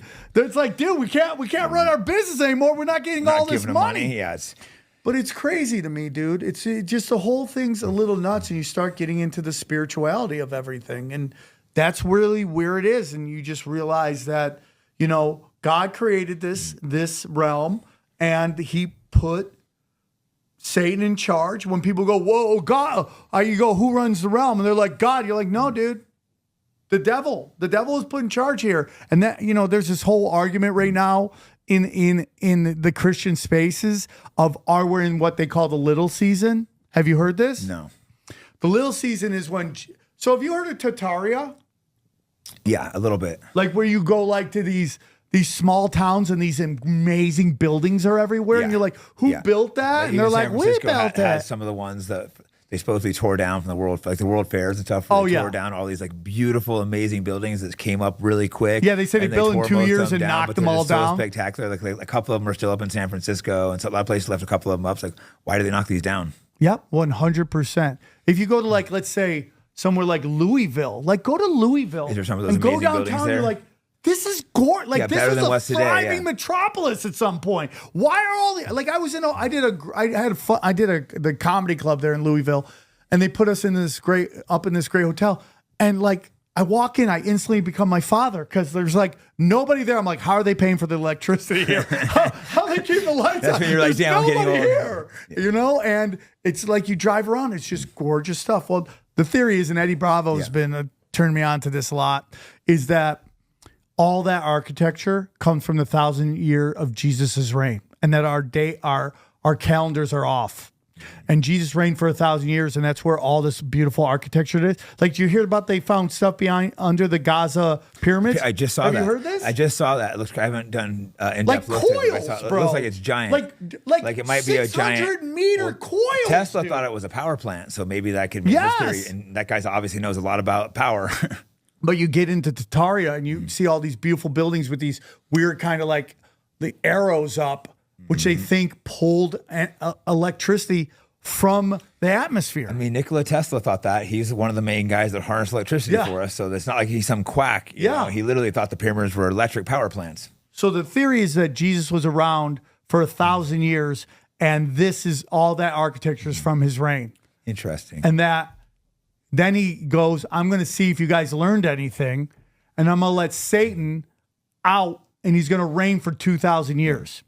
And some people think we're coming to the end of the 2,000 years. I hope so. I hope, but it's like, how much darker can you Right, get? it's so dark. With, with these child sex trafficking rings and all this fucking war crimes, and no one's going to jail for it. I didn't want to believe it was true, and I ignored it and pushed it back. Off subject real quick. Have you ever been to Peru? There's these. No, I need to travel There's more. these walls down there. Do you have kids? Yeah. Oh, Makes it okay. a little harder. But there's walls down there that defy what possibly could have. I don't even know if we could build them today. There's no way the Incas built these. Like, it sounds like sexy ones, like sexy. You got to look these things up. There's these giant. There's no mortar. They're just these giant rocks, thousands of pounds together, just all like perfectly fit together. The Spanish couldn't build them. They asked them how to do it. They had no clue how to do it. It's just like you can see the Inca rock work next to this. It's like nothing you'll ever see. It's just like truly amazing. Well, they've been talking about like even the Egyptians didn't build the pyramids. It's kind of like in Michigan They where don't like have their theory is a joke. If you look up the official theory, they had to have like a thing that's like bigger than the pyramids to get the stones up there. It's like not possible. if you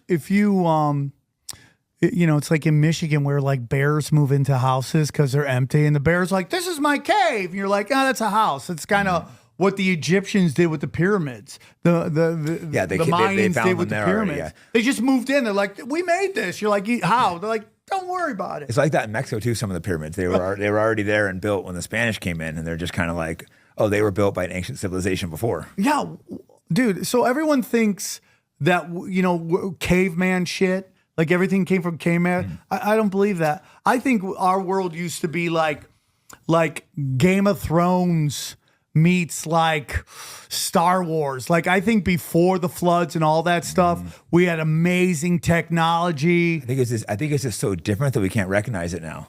Like the shit I saw in Peru, it's like there's drill holes. There's like portals built in the wall. You have to see this stuff with your eyes. It's not possible. They didn't even have steel. They didn't have steel. They didn't even. Maybe those two. Maybe it was a giant for a. Maybe the porters were for a giant's dick. Everyone's bisexual in Tartaria. I hope not. Except for the women. Just the women. I hope. Yeah, it's interesting times, man. But I'm glad you're on your journey, and I just think you can't get lost into it. Like, and you always watch new conspiracy theorists, and I love them so much, and they just want to save everybody. They're like Paul Revere, and they're just riding that the pedophile lizard people are coming, and no one's listening, and they lose it, and it's like, yeah, you don't want to do that either, and you got to be careful not to believe everything. That's why I try to carefully look at things first, and not lose people in your life, like all your friends, Exactly. your family. It's like I had to really come to grips with that, like. There's people in my family that I love don't talk to me that about just certain don't people, see yeah. the world the same way. Me and my girlfriend, she has Trump derangement syndrome so bad. And I just have to, now what I do is I just agree with her so she shuts up. She'll be like, can you believe Trump did that? I go, I can't believe my he God, did that. I can't believe the guy I can't did that. believe he did that. Oh my God, I'm so angry He's the right worst now. president I have to ever. walk out of the room and go do something else because I'm so angry, right? And it's just how you got to do. You can't get. I know people that stop talking to their families. Like, what's the purpose of like? And this is what I get with conspiracy theorists. Like, you want to save the world, but you're miserable in it. No, exactly. You have to be careful, and sometimes you wish you wouldn't have taken the red pills. Like, give me the blue pill again. And Well, where you need to get to is the white pill. So it goes blue, red, black. yeah, you white. don't want the black pill. You got to go through the black pill, then you got to get to the white pill. Because then you study that, like, all this shit's been talked about for so long. It's just like, are they just running psyops? We're going to mostly be okay. Even if evil people are running shit, we're going to survive. Watch your own family first. And listen, dude, how many times have you seen people who just are scumbags and they eventually, the universe catches up with them?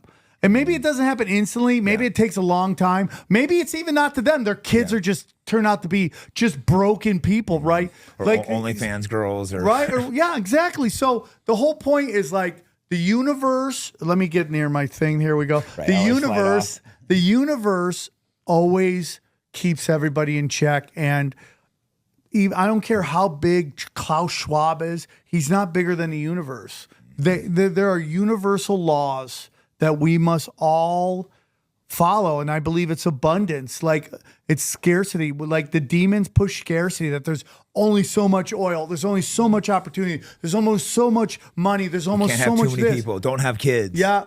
That When was, in that reality, was such a there's psyop, more than trying to enough convince for people not everybody. to have kids, Yeah. I feel so bad for these people that don't have kids. Now, when my daughter, who's autistic, doesn't want to go to sleep and it's 3 a.m, I go, oh man, maybe they were right. But at the end, and then you wake up in the morning and they're just the most beautiful little things and you love them and they really are your mark on the universe. No matter what you've done. We're meant to leave our genetics behind. Yeah. I think a lot of times living in the city, especially if you're successful, you kind of forget how important kids are because none of your friends are having, and you have them late. It feels normal to be like, oh, no one's having kids, and then one day you're like, oh shit, I should be having more kids. Yeah, and there's a big psyop involved where they move everybody into these big cities, right? Then they're like, oh, there's too many people. There's Rent's not so enough expensive, jobs. so you don't have much space. Oh, I can't. Where am I gonna put my kid? There's no space here. I can't afford it. And then you go do a gig, let's say, and you drive and it's just empty. You're like, what do you mean there's too many people? Right. It's all done up. So what happens is the psyop is to get everyone to live in the big city, and then you have to follow group think to get promoted. So if you're at a corporation or some big business in, let's say, a big city, you have to group think it to get ahead. Get promoted. I forget. Like, we're self-employed. We forget. I have friends like, oh, I would like your tweet, but I would get fired. It sounds so shocking to me and embarrassing. But like, you forget people live in a life where they'll get fired like that. So I think the world's what the country's going to become is a bunch of people living in big cities. It's going to be some like fucking 1984 hellscape. And then people are going to live in the small cities on the outside, and they're going to live their best lives. Yeah, I'm going to Idaho in a couple of weeks. Well, actually, I'm going to see I'm not going there to see him, but I'm going to see your friend. I'm not. Actually, I don't know if you guys are friends or not. You're always fighting, Owen Benjamin. Yeah, I mean, I wish Owen luck. I have no issues with him. Yeah, he's a cool dude. Became friends with him recently, but I know you guys are kind of back and forth. No, it's one way. It's not back and forth. It's one way. He definitely can look like a lunatic, but he's always been cool to me. When I first had him on the podcast, I'm like, is this guy gonna like go off me afterward? But we've actually got along great. Yeah, so. I mean, like, I wish him luck, man. No. You know, I just kind of just push forward and do my own thing, and I wish him luck. That's it. Yeah, like I said, I've had nothing but good things about him. I just know you guys have been back and forth for years. No, You've it's known each one other way. for years, right? It's Haven't one you way. guys known each other for years? Or Yeah, no? I knew Owen back when he was in Hollywood, back in those days. And we were young and it was a great time. And, and he went, and I've said this before, I'll say it again. I handled when they canceled him for the M word. I handled it wrong. I said it 1,000 times. And that's why when they canceled my friend Leonardo, or they tried to cancel her gigs, Leonardo Joni, I had her on my show, and I backed her up because, this, I must say something crazy here, but like, we've gotten to the point, and like Owen had a joke about it, like where hate is is like more. Fighting hate is more important than violence on the street, crime on the street.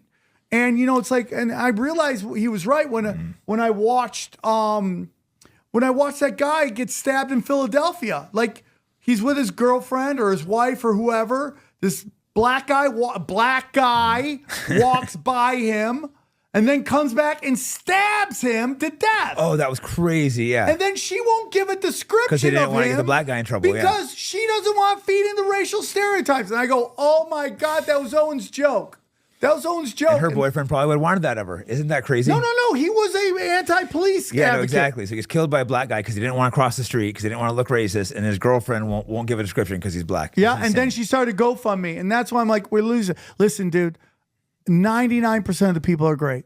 They're great, but it's just when you bring up the kids are great. Now they are. These kids, these Gen Z kids, they're great. I have kids super polite to me all the time, saying, you know, like being talked to me, being friendly. I'm always surprised that the kids see. They also give equally shit. They don't think there's rules where like, oh, this is protected class. They give shit to everybody equally, and that's how it should be. A good friend of mine, Scott Ross, he owns 10th Planet Ventura. You know, I brought him to Eddie Bravo's first school. I tapped Keen Ivory Waynes. I tapped him. Nice. And I quit jiu-jitsu. You got your submission. I like, dude, how am I going to be better than that? And he went on, he got a black belt, and he opened up a school. But Scott, you know, we moved out from Vegas together, and Scott said something to me a long time ago, and it was like how important outside influence is, right? And he brought up like prison. Why do men act so crazy in prison? Because there's no females there to reward their good behavior and punish them for bad behavior. So if you create these classes or these groups where you can't allow outside influences to happen, it goes crazy. And you get to these things where now today, and it's Thomas Sowell's whole quote, which is, watch out for giving people, and I'm paraphrasing it, but watch out for giving people special treatment. They'll think equality is disrespectful. Yeah. And that's where we are right now. No, and that's what's happening. You're seeing it like on Twitter, for example, there's different rules for a certain class. Yeah, it's cultural Marxism. They can say kill them all, bomb all these kids, blow up kids, massacre. But if you say the opposite, you'd be banned instantly. Yeah, 100%. I simply want equal treatment. And what's going to happen? They're going to try to pass these anti-Semitic laws, and it's just going to be the Streisand effect, and people are going to be like, why can't we have this? Why do you have a show on Netflix ran by a Jewish trans woman who called Dear White People, where she writes about and tells black people to lay into white people, Dear Jews, right? And it's just like, and then you have a whole thing where they actually trying to convince you Christians run the U.S. government. It's like, what are you talking about? What are you talking about? All the books going after white people. It's just like, now it's not special treatment. Everybody gets the same it. treatment, exactly. And you're gonna be better for it. I think more Jews would be smart to call it out too, and some have. There definitely been some great ones. No, there like have Dave been. I got an argument I with think my you know Dave co-host Smith on that. too. He's There's great a ton about of Jews it. doing it. But you know, the days of circling the wagon are gonna come to an end because you're just gonna be flooded with facts, and it's just like, again, we bring up Michael Chertoff. Explain that to me. They can't do it. No, you can't really debate it. Like once you start seeing it, like so many of my friends are waking up. They think I'm crazy at first, but then they start looking up things I give them, and they're all like, "Holy shit, you were right!" Like so many people have came and said that lately. Because if you just start actually looking, but we actually do something with our Jewish friends where we say it's not all Jews. We never say that with white people. We never say that with straight people. Good point. And we never say that with Christians good ever, point. because we do love our Jewish friends, and we know that it's hard on them. But that is part of the programming. they're doing pretty well. I don't know if it's that hard. Well, dude, they're doing pretty damn well. They're the richest group in America. And it's so funny The about Jews are Asians outperforming too. Asians. Like they tried to get the Asian hate going, right? They're like, Asian it was all hate's black people everywhere. beating them And it up. was just like black guys Another black clocking guy. Asian grandmas. They're like white supremacy, right? Yeah, I'm from San Francisco where that was all happening. It was just constantly black people attacking Asians. And I even had some Asian girl tell me it was because white supremacy, black people. I'm just like, shut up, you're a moron. Yeah, and Asians have the highest standard of living. Jewish people are number two. They're more white than white I think Jewish people. above Asians, I think. No, Asians are number I have to one. look it up. Number one, Jews are number two. Well, there's different classes of Asians too. Like, Well, they Filipinos- the Filipinos are like the Mexicans, You're like Filipinos, Thai. Yeah. Nobody does that with white people. They're never like, The Irish, Germany, and then Yugoslavia. you did that. You did this Germany. Germany. It's like, oh my God, it's Germany, and we're all sad because of this stupid ass thing. The same people getting mad at this are the same ones that are demanding funding for the Ukrainian Nazis, literal fucking Nazis out there ethnically cleansing. Okay, so like, get over it, dude. The Asians do fight over a lot. I have a lot of Asian friends, and they all think they're like the superior ones, or the Filipinos don't. But like the Chinese and Japanese, like they both think Latinos and Asians have a hierarchy. Yeah, right. Right? They have like a whole hierarchy. All I know is that the Thais I have always fat call, asses. other than the Brazilians, all my friends. That's all I know. Thais have fat asses. A good way to troll your friend is like, say you have a Salvadorian friend, keep calling him Mexican. They'll be like, bro, I'm Salvadorian. Be like, bro, you're Mexican. Oh, they get Come so on. angry about I that, love too. doing that to my friends. Yeah. I had one friend who used to get so mad, bro, I'm Salvadorian. I'm just like, oh, my Mexican friend over here. They always talk I did that to about him for like 4 why years. Carlos Mencia got in trouble, and it was stealing jokes. But the real thing was he wasn't Mexican. Was he Salvadorian or what? Yeah, he was like something like, I forget which one it was, but it wasn't Mexican. That's Mexican And when to me. Mexicans find out, that's a big deal to them. That's a big deal. So that's why for a while there he lost a lot of his crowd, and I think he's back there. You think he deserved it or no? I don't know the story. I know Joe Rogan confronted him. I mean, right? like, dude, I could tell you crazy stories about Carlos Mencia. I listen. Carlos's problem is this: he's going around telling people he didn't steal jokes, and by doing he that, should probably own up to it and he apologize. should just like it's always better like to own up Dane and Cook went apologize, through. yeah. I'm good friends with Dane Cook. Like Dane Cook got all that. People love Dane Cook now. He does all the shows because he just kind of was like, okay, Dane Cook was like a He fucking owned up to his savage. fuck up. And he isn't that guy anymore. And like, everyone deserves a second chance. I agree. I don't know his story, but I believe in a second chance for sure. Yeah, I mean, so Carlos, it's crazy going around telling people he didn't. You're calling everybody a liar. Yeah, because a lot of people said that, right? I remember Everybody there was a clip of said Joe it. Rogan confronting him, and Joe Rogan's a nice guy. He's probably not going to confront you unless he's pretty serious. Well, I mean, it was a big He deal. takes the joke stealing really. I don't know the comedy thing, but I could tell he got talking about something. He was really upset about someone stealing a joke. I'm like, I didn't realize this was such like a thing, but I could tell he was genuinely like upset. The most interesting part of the Carlos Mencia stuff is that if you really study it, that whole thing went down because of Carlos Mencia's ego. He had an ego that night, and he walked up on stage, and Red Band filmed a snuff film.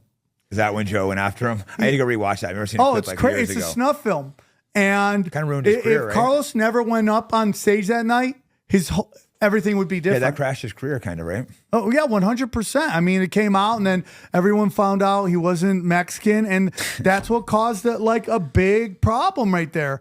You know, Mitzi gave him his name. Mitzi, and I want Carlos to succeed. I want Carlos He deserves because a Carlos second did chance. things I'll never do in my career because I talk too much shit. But and maybe I'm not as funny. I don't know, but it's just like he did great things, and like I think he could get back there if he just owned up to your shit, dude. Yeah, I think when you fuck up, it's always good to own up. It's so much easier to forgive someone when they apologize. Yeah. Because I'll pretty much almost always give someone, but there's a few people that have never apologized for something they did, and I can't forgive them if they can't apologize and admit the mistake they made. In recovery, like I'm in recovery, I'm blessed. I have 4.5 years. Yeah, it's a long time. Congratulations. God willing, I'll get 5. But I'm not giving you any math. no, don't give me any math. I wouldn't even do it. I'd walk right out, dude. When I used to do so much. You have coke. to know. Yeah, you have to know to get the fuck out of there. People start doing coke. Bro, I I used bounce. to do so much blow back in the day at the Comedy Store. It almost became comedy was second. Like I just wanted to be. You just go there. Like, I always need say to in do some recovery. fucking blow. I used to say in recovery, I was playing the game. I set a high score in a game nobody else was playing. Right. My whole thing was like, can I do all the blow and fuck all the chicks? And like I you look can't fuck back, when you it's do too like much blow, all my though. friends, none of them did it. They all just focus on the career. They're all giant theater comics now, and they deserve everything. They're great, but it's like I just, dude. Back in the day at couldn't Comedy stop when you Store, started. it was just off, bro. It was the best, dude. Would you get those bad crashes when you'd come down though and you look around and be like, who the fuck are these people I'm with? Why am I out? The sun's dude, coming up. I used to get kicked out of fucking Motel 6 that I was paying for. They were like, dude, you're freaking the us out. fuck Go. outta You're here. like, I paid for it. Like, get the fuck out, dude. It got really weird. So yeah, fast. you obviously can't dabble. No, have no, some I would friends like never that. want to do it. Like sometimes I think about if I could do like microdosing, I would like to maybe You know down the yourself, line. some people can't dabble. I think if you've been there before, don't do it. Because I have a friend one time that doesn't party. He go out and drink with me one night, and he went like in a week-long binger. I'm like, this is why you're not Yeah, drinking again. He's- I did the thought of doing when I used to do so much blow. When I see somebody do blow now, I'm like, what are you doing? Is that fentanyl? Get away from me, right? That's a crazy thing too. There's so much fentanyl in it. Like I had a friend die recently from it, or a couple years ago. So he didn't know it doesn't blow fentanyl in it. Dead. Yep. And I think because they slump over and they cut off their fucking. Is that what it is? They go out and a lot go? of it. A lot of it, dude. So it's like really sad, dude. But yeah, that's why I'm glad I'm out. Dude, we look back. I don't know how old you are, but man, I look back in my life. I'm like, man, we fucking really wild. had. Fucking. We were kings, bro.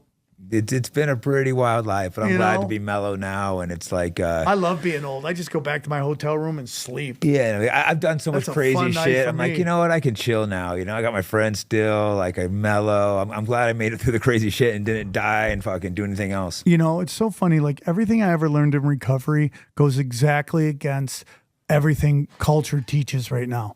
Everything in recovery is like you are where you are based on the actions you've taken, the ideas you have, and the actions you've taken. Yeah. Whereas culture is like blaming everybody Blaming else yep. for all your problems, even though you willingly participated in it. And it's just like, it's like this thing I talk about a lot about simple versus easy. Like easy is fast food, pornography, drugs, Yeah. this quick fix to Quick get you from yourself. high, but it's not. Yeah, it's not sustainable. Whereas simple is like getting closer to God, prayers, meditation, eating right, working out. That's simple Long shit. term, you feel better long term versus Yeah. like you do the drugs, the sex, the girl. You feel good, then you feel awful after. Yeah, you know, you have that whole thing where you want to, as a guy, you just want to get all the notch on your belt. It's never but enough, though. It's never enough. It's You just never enough, you and need then it's more just and more. afterwards, you're like, you start chasing the high, and then so and then many it's of like my less. problems are caused by were caused by my dick. Seriously. Yeah, once you realize that, it's a good feeling. Being like, oh, I don't need to. I need to go to impress. bed. I think I'm part of good. it, maybe you grow up poor, not a lot of confidence, and all of a sudden you have all these beautiful women, and you feel like you realize like, wait, why am I doing this? This is like. Me and Tino were doing a gig in Minneapolis one time, and this chick was just drunk. And she's like, I want to fuck all your friends. I'm like, not today, you can't. Maybe 20 years ago, that Yeah, might be right. on the table. So we were like, we got to get her out of here. She can't. So we literally walk her through the mall. Mall security comes up to us, is like, is she okay? We can take care of her. I'm like, bro, we got her. Easy. So we bring her, we put her in the bus. We drive her to her hotel. I grab her. I'm like, you guys see me walking her in. So I walk her in. I go to the front desk. Hey, just dropping her off at her place. Look at the time. And I bring her up. You gotta be careful. Get the fuck I out brought of her there. up. I brought her there. I could hear her kids in there. She's like, why'd you do this to me? I'm like, dude, don't blame me. Blame fat, ugly chicks who can't get laid and made everybody hate each other. Good luck. And I go, hey, see, I'm leaving. Look at the time. We got back in the car and we left, right? It was like, dude, that's where it is now. You can't do that Right. shit no more. No, exactly. Responsible. Got to be responsible nowadays. I did a gig in Batavia. There was a drunk chick there. She's like, oh my God, I'm so drunk. I just want to hang out. I'm like, not today. Why don't you say those Right. those You- words? Yeah, you don't want to get me too'd. Yeah, you gotta go, man. Those days are done. The fat feminists ruined it for you chicks. They fucked it up. Yeah, they fucking The funny ruined one, it. who was it? Was it Louis C.K. that like jerked off in his room? It's like, Yeah. okay, but if a girl's coming to your room at like 1 a.m, like, what do they think? You know can what Louis happen? C.K.'s And didn't he ask mistake too? was? Wasn't he like, can I jerk off? He says that. I talked to the girls. I actually know the girls. Okay, so I they know weren't the the girls. ones who pushed the whole thing, by the way, the whole takedown. That was part of a giant Yeah. psyop of the Me Too movement to get guys fight with each other. Because that seemed a little ridiculous. If you're in a hotel room, like, hey, can I jerk off? I'm not saying I would do that. And the girls say, okay. It's like, how is that? You know Me where too. Louis C.K. fucked up? Jerking off? Besides I mean, we all Can I have, jerk we off? all have a fetish. As long as you're not hurting people, I don't care. And jerking off is not the same as physical restraint. I'm sorry. No, definitely not. And this is coming from a guy before you girls guys could start walk going out of the nuts. room. I was in UNLV as a freshman. Okay, I go to the library to grab a book. I go around the corner, hand to God, in the history section, some black guy just jerking off right there in the middle of the library. I'm like, what the fuck? And he's laughing as he's doing it. I just moved on. I just moved on. Okay. And that was worse than Louis C.K. And that was way worse. And that guy didn't get me too'd. But the Louis C.K. fucked up is that he didn't pay those chicks off. You have so much money, you throw them $250,000 each. Everyone applauds you. That's the whole. It's all about the bag. And the girls didn't want it. I'm not saying it's them. I would have owned it. I'd been like, yeah, I jerked off there in my hotel room. I got this. I told him fetish. I was going to jerk off. Dude, my thing is I like to be called the N-word in bed, and it's like that's a weird thing to have to ask girls to tell you. And some of them are like, "What? No," and others are like, and I'm like, "Wow, that was really fast." There is no pump and brakes on that one at all, dude. Probably get some mixed reactions. It's so crazy how young, early I got into it. But, that's kind of where we are right now. Crazy shit. I think girls are having sex a lot crazier than when I was young. These young girls nowadays. Dude, I don't fuck. It's so crazy. Anyways, anything else? I've been talking about jokes on stage. I'm like, I want my daughters to be lesbians, okay? Just beefy lesbians, dude.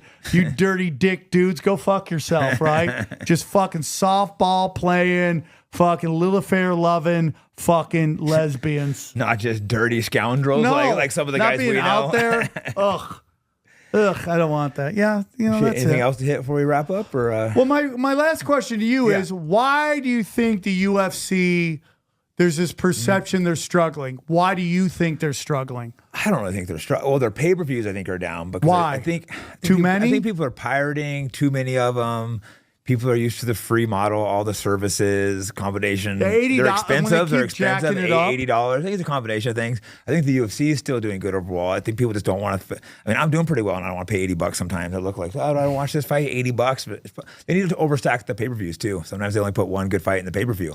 I can pay $80 for one. Yeah, good fight. I'm with you on that. They used to stack the pay-per-views up. Yeah. So. And they were talking about how like the pay-per-view points. I hear them. I don't know the exact numbers, but yeah, the fighters say the pay-per-view points aren't very good. The guys I've talked to, they say the money's just not there anymore. They need to find new ways to new ways to get paid. Sport. Yeah, no, it is. There's some back end money that people don't see though. Well, there used to be a lot through Lorenzo who used to own it. I don't know how the new owner is because my friend Sean Joshi, we were talking about financial consultants ruin everything. Yeah. They come in and they start bean counting, and I just wonder if that's something that happened to the UFC. Like, I met Dana White a couple times. Nice guy. Much anymore, so I don't know. But the pay hasn't really gone up since I was fighting, and it should have. The sport is massive now. There are some guys getting paid more, though. There are a lot more guys making over $1 million and stuff. So sometimes people think guys are making less than they are, but it should be more. It should have gone up more. It should. Well, I feel like if they pay more, the athletes get better, right? You get more. Kind of, but there's also other shows like Bellator where they just went under PFL. There are a lot of times some of those guys are making more money than some of the UFC guys. Now the very top UFC guys are making more, but some of the top PFL guys are making $500,000, maybe $1 million a fight, and not very many UFC guys are making that. So some guys have to take pay comedy. cuts. Like I had to take a big pay cut and I went to the UFC from Strikeforce, but I wanted to fight GSP, so I'm like, fuck it, I guess I'll take the pay cut. And damn. Mm-hmm. Damn, I didn't know that. No, it sucks that it's like that, So, it's so funny because I think that's the same thing with OnlyFans. Is like they present that there's this, I think OnlyFans is a giant money laundering operation. That girl's like, I make $40 million a year. You're like, nah, you're not really. They're just funneling money through you and you're spitting it out the other way. $100 on there. And any of the big girls, they hire guys to pretend they're dudes. So it's just two dudes flirting with each other. Yeah. I have friends that runs one of these agencies. It's all dudes. They're going to switch to AI. Well, they're already switching to AI, some of them, but you're even that, to a dude or AI. Like, she's like, I have one guy gave me $4 million. I'm like, you're attractive, but you look like every chick in Miami. Why would he spend $4 million on you? I'm not saying that the guys that wouldn't do that, but I just think everything is money laundering. No, that's bullshit. No guy's that stupid. Why would you, dude? You could take $4 million, you could take $5 million and bang anything, or you could take a lot of girls, $5,000 and go down to Miami and bang anything you want that night. Exactly. Why would so you for drop $4 million, you could bang a lot of hot chick who's still hot. I drink her bathwater, but yeah, I don't believe it. I don't either, dude. Everything is theater, dude. It's all theater. It's all psyops. They're trying to push girls into it. Look how much money these girls make, trying to encourage them to because do it. once you get into that, it's really hard to be absorbed back into society. Exactly, because these girls don't realize how much damage they're doing to themselves long term. A lot of guys aren't going to want to date them, and these these simps, and the guys that aren't good. No, exactly. You don't want to. That's the thing. These girls, they don't want to date these guys. You don't want to date a guy that wants to watch you get fucked. What kind of dude is that? Yeah, I'm with you on that. It's very weird, dude. It's crazy times, but I think it's the best time. I think we're in the best time. And people again, Twitter's toxic. It's always been toxic. I think it's great. You just have to know how to deal with it. Some people, it puts them in, it doesn't put me in a bad mood. Some people, so you have to learn. So if it does, like I said, looking at dead kids, that does. So I stopped doing that. I think Instagram's more toxic.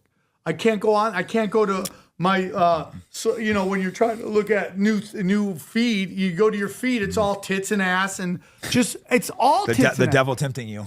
They're double. I mean, it's just like there's so many hot chicks. And now the downs are hot too. They're getting hot downs, dude. I can't believe I saw a hot down. You said that because I've never seen a picture of hot downs. I'm like, damn, that's pretty good. I'm like, it's my joke. The downs are rising, dog. The hot downs. The hot downs. You got downs with jiu-jitsu, downs doing lawyers, lifting weights. I'm not going to get a lawyer with it. Maybe if you're the Jewish downs. Yeah, because those Jews are good attorneys. Jewish you got downs. your lawyers the Down syndrome. You're gonna go in with a traffic ticket and get the death penalty. That's how bad it's gonna be. But it's like, dude. But think about society is like, oh, look how hot that Downs chick is. The Downs with OnlyFans. Look how hot the Downs is. I bet there's dude. Downs with OnlyFans. Oh, I mean, well, dude, that will be the weirdest thing is if there actually is porn midget. with Downs chicks. I mean, dude, that's almost too much for even me, dude. I mean, I don't know if I can watch that. They can't do porn with Downs. Oh God, I hope not. So I get murked on every single social media. Twitter's treated me well. I'll get like maybe once a week I'll get 1 million views on a tweet, which is great for me. But like the number one tweet I've ever put out was an AI video of a Down syndrome chick with a fat racking ass. Maybe that's where I saw the Down chick. I remember somewhere I saw a hot Downs chick. Yeah, and said every that. comment was would. Can they get pregnant? Would. Right? What's it say about your followers? Yeah. I'll tell you about Sam Tripoli comedy over a long time. My fans are comedy lovers. Mm-hmm. They're not comedy snobs. So you could come in with whatever comedy you got. Mm-hmm. They just want you to be great at it. As long as you're good. So you could be like you could be whatever you want. They're going to laugh. Because some comics crowds have to be very specific. Yeah, and they're very snobbish. If you say a swear word or you say when I start, like if you say certain words, they'll get quiet. Like when I started comedy, if you said the word, like I would do the Midwest, if you said the word Jesus at all, it doesn't matter how you say it, they would shut down. They would just shut down on maybe you. got to stop using that one. But that's how LA got there for a while now, was like if you said black, trans, gay, it's starting to loosen up. It's starting to loosen up, right? Cunt, they would get fucking quiet. Now, dude, I'll open up with a fat and they go crazy, dude. No, it shows the cancel culture is getting moved past. Guys like us blew right through it. We were like, fuck you, and kept going. Yeah. We're doing cancel culture. Yeah, and it's also like, what are you going to take away? Exactly. I can, I put my integrity before money. Yeah, I've lost money, but I'm still doing okay. I have money coming other ways, so I'm like, fuck you. You can't fully cancel me. People always like, oh, Sam, you fucking failed. I'm like, if this is failure, I pray for failure for all you guys. Exactly. I mean, dude, I flunked first grade. Okay? I make jokes about this, and some people fucking take it and act like they've come up with a joke about it. But, I'm functionally illiterate. I can read and write. I'm totally, but that's the joke. I'm functionally illiterate, right? It's like, but the fact that I can only do one, I can't act, dude. I can't act, and I can't, I'm not a writer, a script, okay? But dude, I can talk shit. You can do comedy and you can do podcasts. A fucking mass volume, dude. Like, I put out an episode every day almost. Wow. The only day I don't put out an episode. It's a lot of work. I started a podcast. It's like, it's Saturday. But I go Sunday, Monday, Tuesday, Wednesday, Thursday, maybe Friday sometimes, and then Saturday sometimes. Yeah, and it's a lot of work going out there and doing it. Well, I just talk, so I love it. Yeah. Like I get my comedy fix from podcasting now. Like I love stand-up, but I enjoy podcasts as much as I enjoy stand-up. Yeah, and they're so related too. They obviously help each other. Well, I mean, like comedy's the best time ever. I mean, This is huge. I mean, it's really huge right Starting to now. be funny again. For a second, comedy was not being funny, but now people are starting to be like, fuck it and being But funny I was again. out there just talking mad shit. Just the whole mad time shit. with the cancel culture, you still went crazy. Joe right? Rogan's You like, never, you're the head of backed up. you're the tip of the spear, brother. I was like, let's go. Someone's dude. got to bat around the way through. Someone just got, well, because I got in big trouble because I had a pronoun bit, right? Mm-hmm. And my pronouns are real nigga. And people lost their mind. But I go, look, I said the word. The walls aren't bleeding. The place isn't on you're fire. still alive. And you just keep pressing them. And they start realizing that the N-word is just a giant psyop to get us all to fight with each other. Yeah, no, the fact to get worked up for a reward makes no sense. Yeah. Well, dude, I've had people come on stage want to fight me. Yeah, you're like, okay, It's so it's crazy. just a word. It's so crazy. They get upset about words. And I'm like, I'm We're not somewhat children. dead on the inside. I don't care. Exactly. You just got to not care. But someone has to bat around the way One through. guy said some shit about my kids, and I showed up to his house and I Beat the fuck out of him. I tried to. He wouldn't come out. Then I went to his fucking studio. Wouldn't come out. Next thing's the doctor's office. Outside that, you can say whatever you want. No, And exactly. I get Just don't yelled talk shit at all about the kids or I'll time. beat the fuck out of you. Other than that, Yeah. no one ever yells at me in real life. Probably because I'm a fighter, but I never have problems in real because life. I'll beat the fuck They see out your of them. ears and they're Yeah. like, I'm not going to fuck with that Yeah, guy. I'm not gonna. Yeah, Cauliflower guy? Well, I've learned too. A lot of times, the haters online will come and take a picture of you in person Oh, yeah. They don't really They hate us. always do that because they just want you to. because every now and again their friends will rat us out. Like, hey, do you hate him? Why are you taking a picture with him? Most of your trolls are artistic faggots. They really are. They're 'cause trolling autistic can be fun. faggots. They're artistic. They're bored. Because they would show up in my thing and I'd see them and they're just tiny little retards. Mm-hmm. And you're just like, get the fuck out of here, dude. Anon count Because they talking shit hate their online. life. So they want to like hating other people. Yeah, that's hate it. comes from below. Yeah, Never comes from above. Know if someone's trolling you, it's pure jealousy. Like I get trolled by people, and I go, it's actually a sign I'm doing well. If they wouldn't troll it's me, true. if it didn't get them any kind of currency and any kind of traction with people. If you don't have haters, you're not successful. Yeah, you don't. And so your haters make you. And the Howard Stern used to say that all the time. And you don't understand it till later on. And like, you don't want haters, but you realize nobody hates somebody not doing well. No, exactly. You're not hating on some dude, a janitor. People aren't talking about him. They're talking about you. And there's a lot of like people that like think there's a lot of bad comedy out there, and there is a lot of bad comedy, and it has to do with two things. Has to do with Instagram having their thumb on the competitive balance of comedy by only allowing either dangerous, dumb, or cultural Marxism to shine. Okay, so all these dumb comedies are getting That's what's getting the specials and shit. But there's good comedy too. Like when you go to Skankfest, there's so many good comedians there. the Legion of Skanks guys.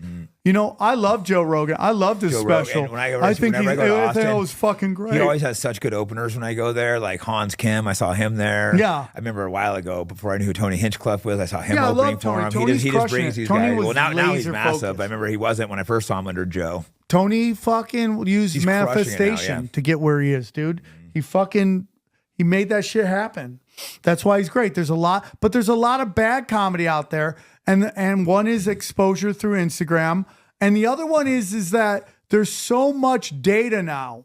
Like when Everyone Carlin thinks they used can to do it. walk the earth, you would get your news from the newspaper and 1 hour on television. Now it's constant. So people want to check out. So they just want to not think. So they go watch stupid. So that's it. So it's Instagram and YouTube only pushing stupid or cultural wars, and the fact that they're just they're doom scrolling all the time. They want to take a break from it. Whereas I like to press motherfuckers, dude. And that's kind of my The whole thing. point is pressing it. Well, hey, let's wrap. Buddy, I People love can you. I find can't. I'm sorry if I went too long. No, it's good. I have another episode right after I had someone Okay. booked. All But right. they can find me, Fight Back Podcast, Jake Chills, AJJ. They can Sam find you. Tripoli. Just go to samtripoli.com. I have the Tinfoil Hat podcast, Conspiracy Social Club, Cash Daddies, Broken Sim is my comedy podcast, Union of the Unwanted. What else do I have? Oh, Doom Scrolling's my new See, show. I only checked out the tinfoil. I don't even have all that, but I know I really liked what you're doing with your podcast. Like Thank all you, the dude. I'll hit you up some of the guests. You have And some dude, really interesting anytime people I'll on there. help you in So, any capacity. Yeah, I how many can. years have you been doing your podcast? We've done it over 8 years now. Oh, wow, you've been in a while. Yeah, And I'm we're like in the 7 top months in. 100 It's of like- comedy still. Do you know how hard that is? There's so many podcasts now. There's so many I'm new like, why the podcasts. fuck did I decide to do a podcast? No, it's But I'm the great. kind of person that's stubborn, and I decide to make some work. I'm gonna make it work. Shit rise, dude. Mm-hmm. The talent rises. There's so many, but there's not enough. Exactly. People are addicted There's a to lot their of people phone. doing like shitty people content. are on at work just droning away. They just want to listen. To us bullshitting. Yeah. Well, hey, thanks so much for coming buddy. on. You're great. So thank you. You I too. appreciate you. So, yeah, it was awesome. Just want to say thank you to Sam Tripoli, because without him, we wouldn't be sponsored by the #1 sunglass company in the world, Oakley. Yes, guys, we were sponsored by Oakley. As you can tell, we got glasses here, there. Chili's got glasses. No Name has glasses. I'm about to explain. I almost got $1,000 on my table in glasses. Yeah, look at that. $300, guys. So shout out to Oakley. Shout out to Sam Tripoli for making this possible. We do have a promo code, but it is an personal, exclusive, in-person promo code. You got to go in person and tell them promo code XG. That's it. That's simple. 20% off. Can you imagine? You go in there for $300 glasses and you're all... Get 20% off. You pay $240. Hit me up. Show me the receipt. Show me the receipt and we'll talk about it. Show me the receipt and tell me you want. I'll send you the $60. But not for real though. Just don't forget to go to Oakley at any of your outlets, any mall nearby, and use promo code XG, and you will get 20% off any glasses. These glasses, the one Chili's got. Like I said, thank you to Sam Tripoli. Here's a clip from the latest Broken Sim. Several reasons. One is when he was offered to debate the current greatest living by view him as the chief villain, as my Can you hyperbolic stop provocateur. because you jump right there. Yes. How interesting is that? That statement right there. This is what they do, right? It's stunning. So you have a guy who has a podcast who's doing research. He says something provocative. The other side goes, "Why don't you debate the greatest scholar on Churchill?" Like, so it's. I used to say this about New York City, right? New York City, the comedy scene, they would always compare their best comics versus LA's worst comics, right? Mm-hmm. They would always be like, "Oh, David Tell would crush Joey Bananas," right? And you're like, yeah, because he's the worst. You know? So funny. What that guy's doing is like, hey man, why doesn't this guy take on this dude who is seen as the Michael Jordan of Winston Churchill? Now, my whole bet would be, when it comes down to it, that debate would never happen because Daryl Cooper has nothing to lose. Nobody expects him to win. Okay? The other guy's entire reality is based on the fact that he knows more about this guy. And I said this once, I'll say it again. There's two things I have a major problem with Douglas Murray on. One is that, and this was Brian Callen all the time. Brian Callen, who I love with all my heart, this is his biggest blind spot, is that people who are on equal playing field, equal footing in the power structure, Brian thinks good, evil, right? Like good guy, bad guy, even though they're both engaged in a war and at the exact same level, they are in fact a good guy, bad guy. Yeah. And that the good guy could never, ever have alternative motives and never be like dancing to the fucking flute of a evil snake master, right?